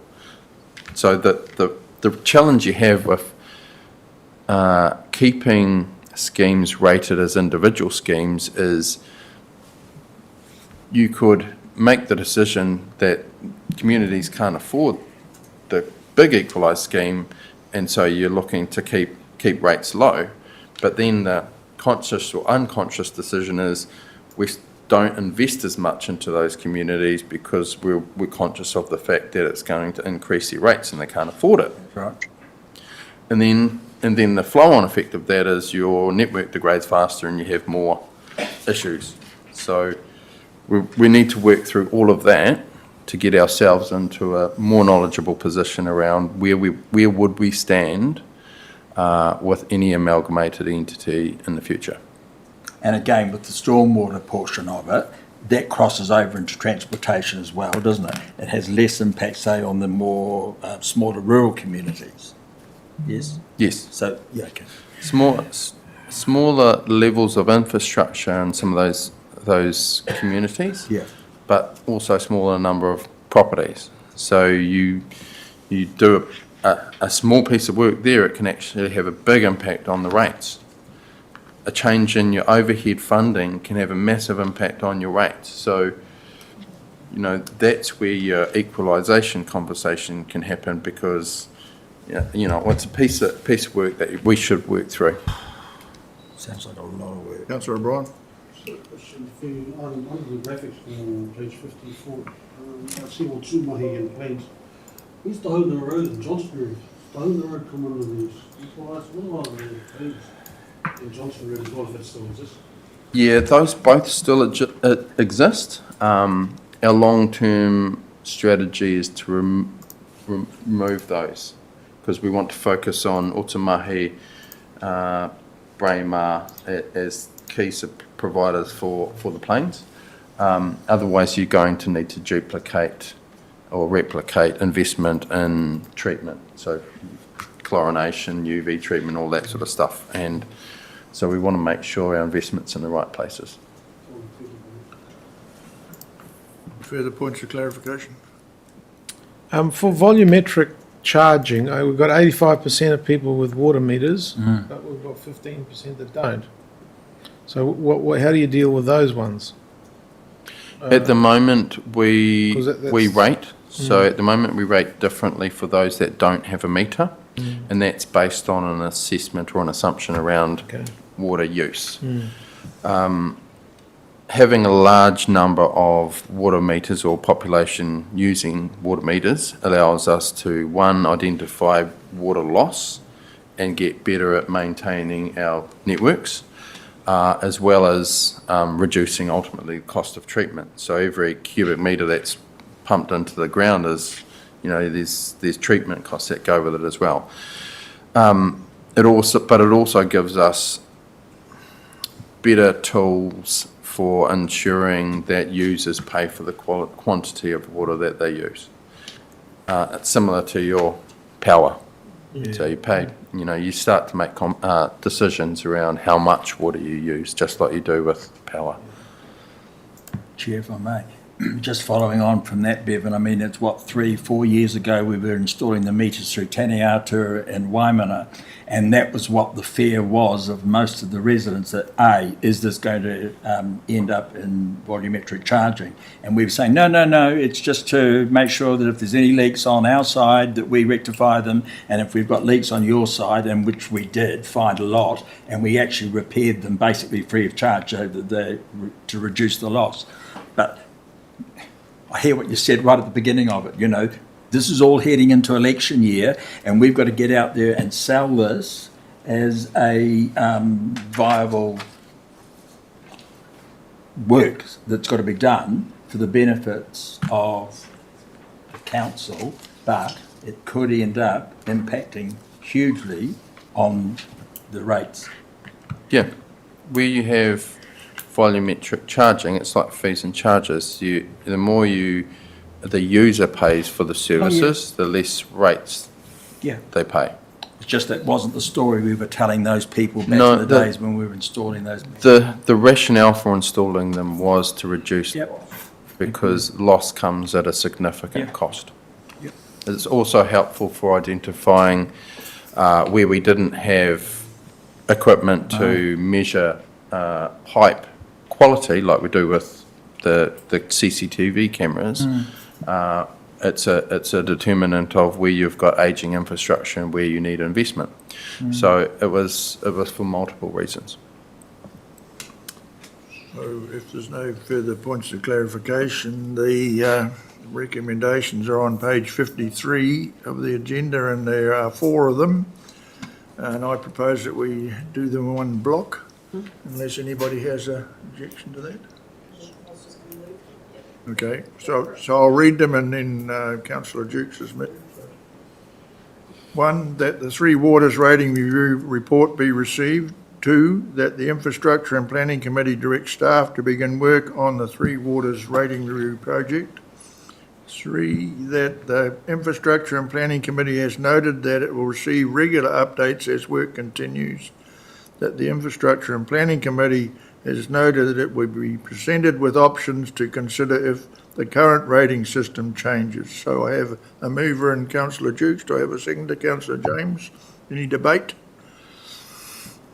If not, I'll put the motion. All those in favour, please say aye. Aye. Aye.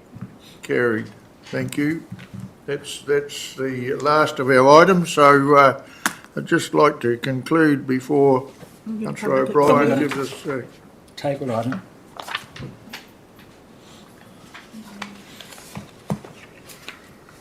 Wasn't that just a repeat? No. It's additional Go to information. the back page. Additional information to be required. Isn't it? Oh no, Mirapara Waste Management. Yeah, sorry, that was part of the Infrastructure and Planning IPC report, the report number 1. Didn't have a chance to speak to it back then. Do you want to speak to it now? Yeah. Again, we had a Mirapara Community Board meeting on the Monday just gone. We don't have another one in Mirapara, which incidentally will be held at Ruatahuna until the 17th of November. This workshop's proposed for the 7th of November. So again, comes back to the workshop we had the other day with regards comms, as to why could that not have been included in the Mirapara Community Board agenda paper for last Monday. We've got a lot going on there with regards fees and charges at the transfer station, which are a hot topic up in those communities. So it would just seem like a missed opportunity that could have been part of that agenda, and just hope like hell that we can get sufficient circulation within those communities to see the options that they've got, and also this $8,000 odd home composting scheme that's proposed for the Marakai and Ronga Community Gardens in Murupara. Yeah, thank you. A number of these have already been worked through with the community and with Ngāti Manawa. That I acknowledged your frustrations. I guess how we've developed or prepared community board reports in the past is that things come through the various committees and council first, and then those community board reports are prepared based on that information. So because this item has come through this committee after the community board report, it's missed that opportunity. But I do acknowledge that actually we probably will have written this before that meeting. So we also need possibly a loop back to councillors to suggest, hey, there's some new relevant information. It hasn't been acknowledged or received or passed by the various committees. And I guess it's going to come down to significance of that piece of information. Okay. I mean, just to follow on, I'd like to think that these composting hubs could be installed in other community gardens throughout the district, not only up at Murupara. So hopefully this doesn't just get buried. Well, that's your opportunity to keep it alive, councillor. No, it is through the community board, but that's what I'm saying. It comes back to comms, and it could have been communicated so that community board would have had it at their hands to be able to distribute it throughout their communities before this open day. Because as I say, the next community board meeting ain't until the 19th of November, 12 days after the actual workshop. Councillor Rangiho has got her hand up. Councillor? Hey, Angie, I understand the frustration. So a lot of the garden projects came out of it, and it was from the Murupara recycle station around green waste. So there was conversations around whether or not there was an interest inside of our communities if they would want to pick up some of this kaupapa. I think this is just a part of that strand of moving forward, but there has been communications with our hauora groups, our garden groups around this kaupapa, so it's still on the ends, and it is a pity it didn't make it through the paper, because then it would have been a follow-up of what's already been engaged with council, with the team. Home composting schemes were, but this community composting is a newbie. Yeah, no, it was what does that whole thing look like? But once again, there was an engagement with some of our gardeners inside of Murupara. Right. We could get this out there. Thank you. Yeah. Okay. Look. Just before Councillor O'Brien gives us the closing character, I'd just like to thank you all for the robust discussion we've had today. Pretty meaty stuff, but Sorry, Mr. Chair, but we haven't got public excluded. Yeah, we have. No. The minutes earlier. Oh, we've included them in before. Yeah. We combined the two lots of minutes for approval. Okay, I do beg your pardon. Can I have an amendment to the public excluded minutes? Because I noted that I was not present, but I moved and seconded a couple of the recommendations. Well, it must have been someone that looks similar. Right. That can just be noted. Yes. And I did have one other statement before the karakia. I just wanted to acknowledge Bevan and the roading and transport team. You probably thought the hard part was getting the LTP through, and the amount of work that you and the team must have done since the recent announcement and the cutbacks. Just wanted to say congratulations and thanks very much for that extra work you had to go through. And the Mayor for his participation in the OTC. Yes, that's waste right. of time. Okay, so Councillor O'Brien. Utira, tēnui tata, unuhia, atu ki tūri tapu nui a tāne, kia māma, kia wāte, te ngākau, te hine naro, me te wairua ki te ratakatu. Koe rai, e ro, whakeirihe ki runga, kia māta, haumi e hui e tāne. Kia ora. Thank you, everybody. Thank you to the public for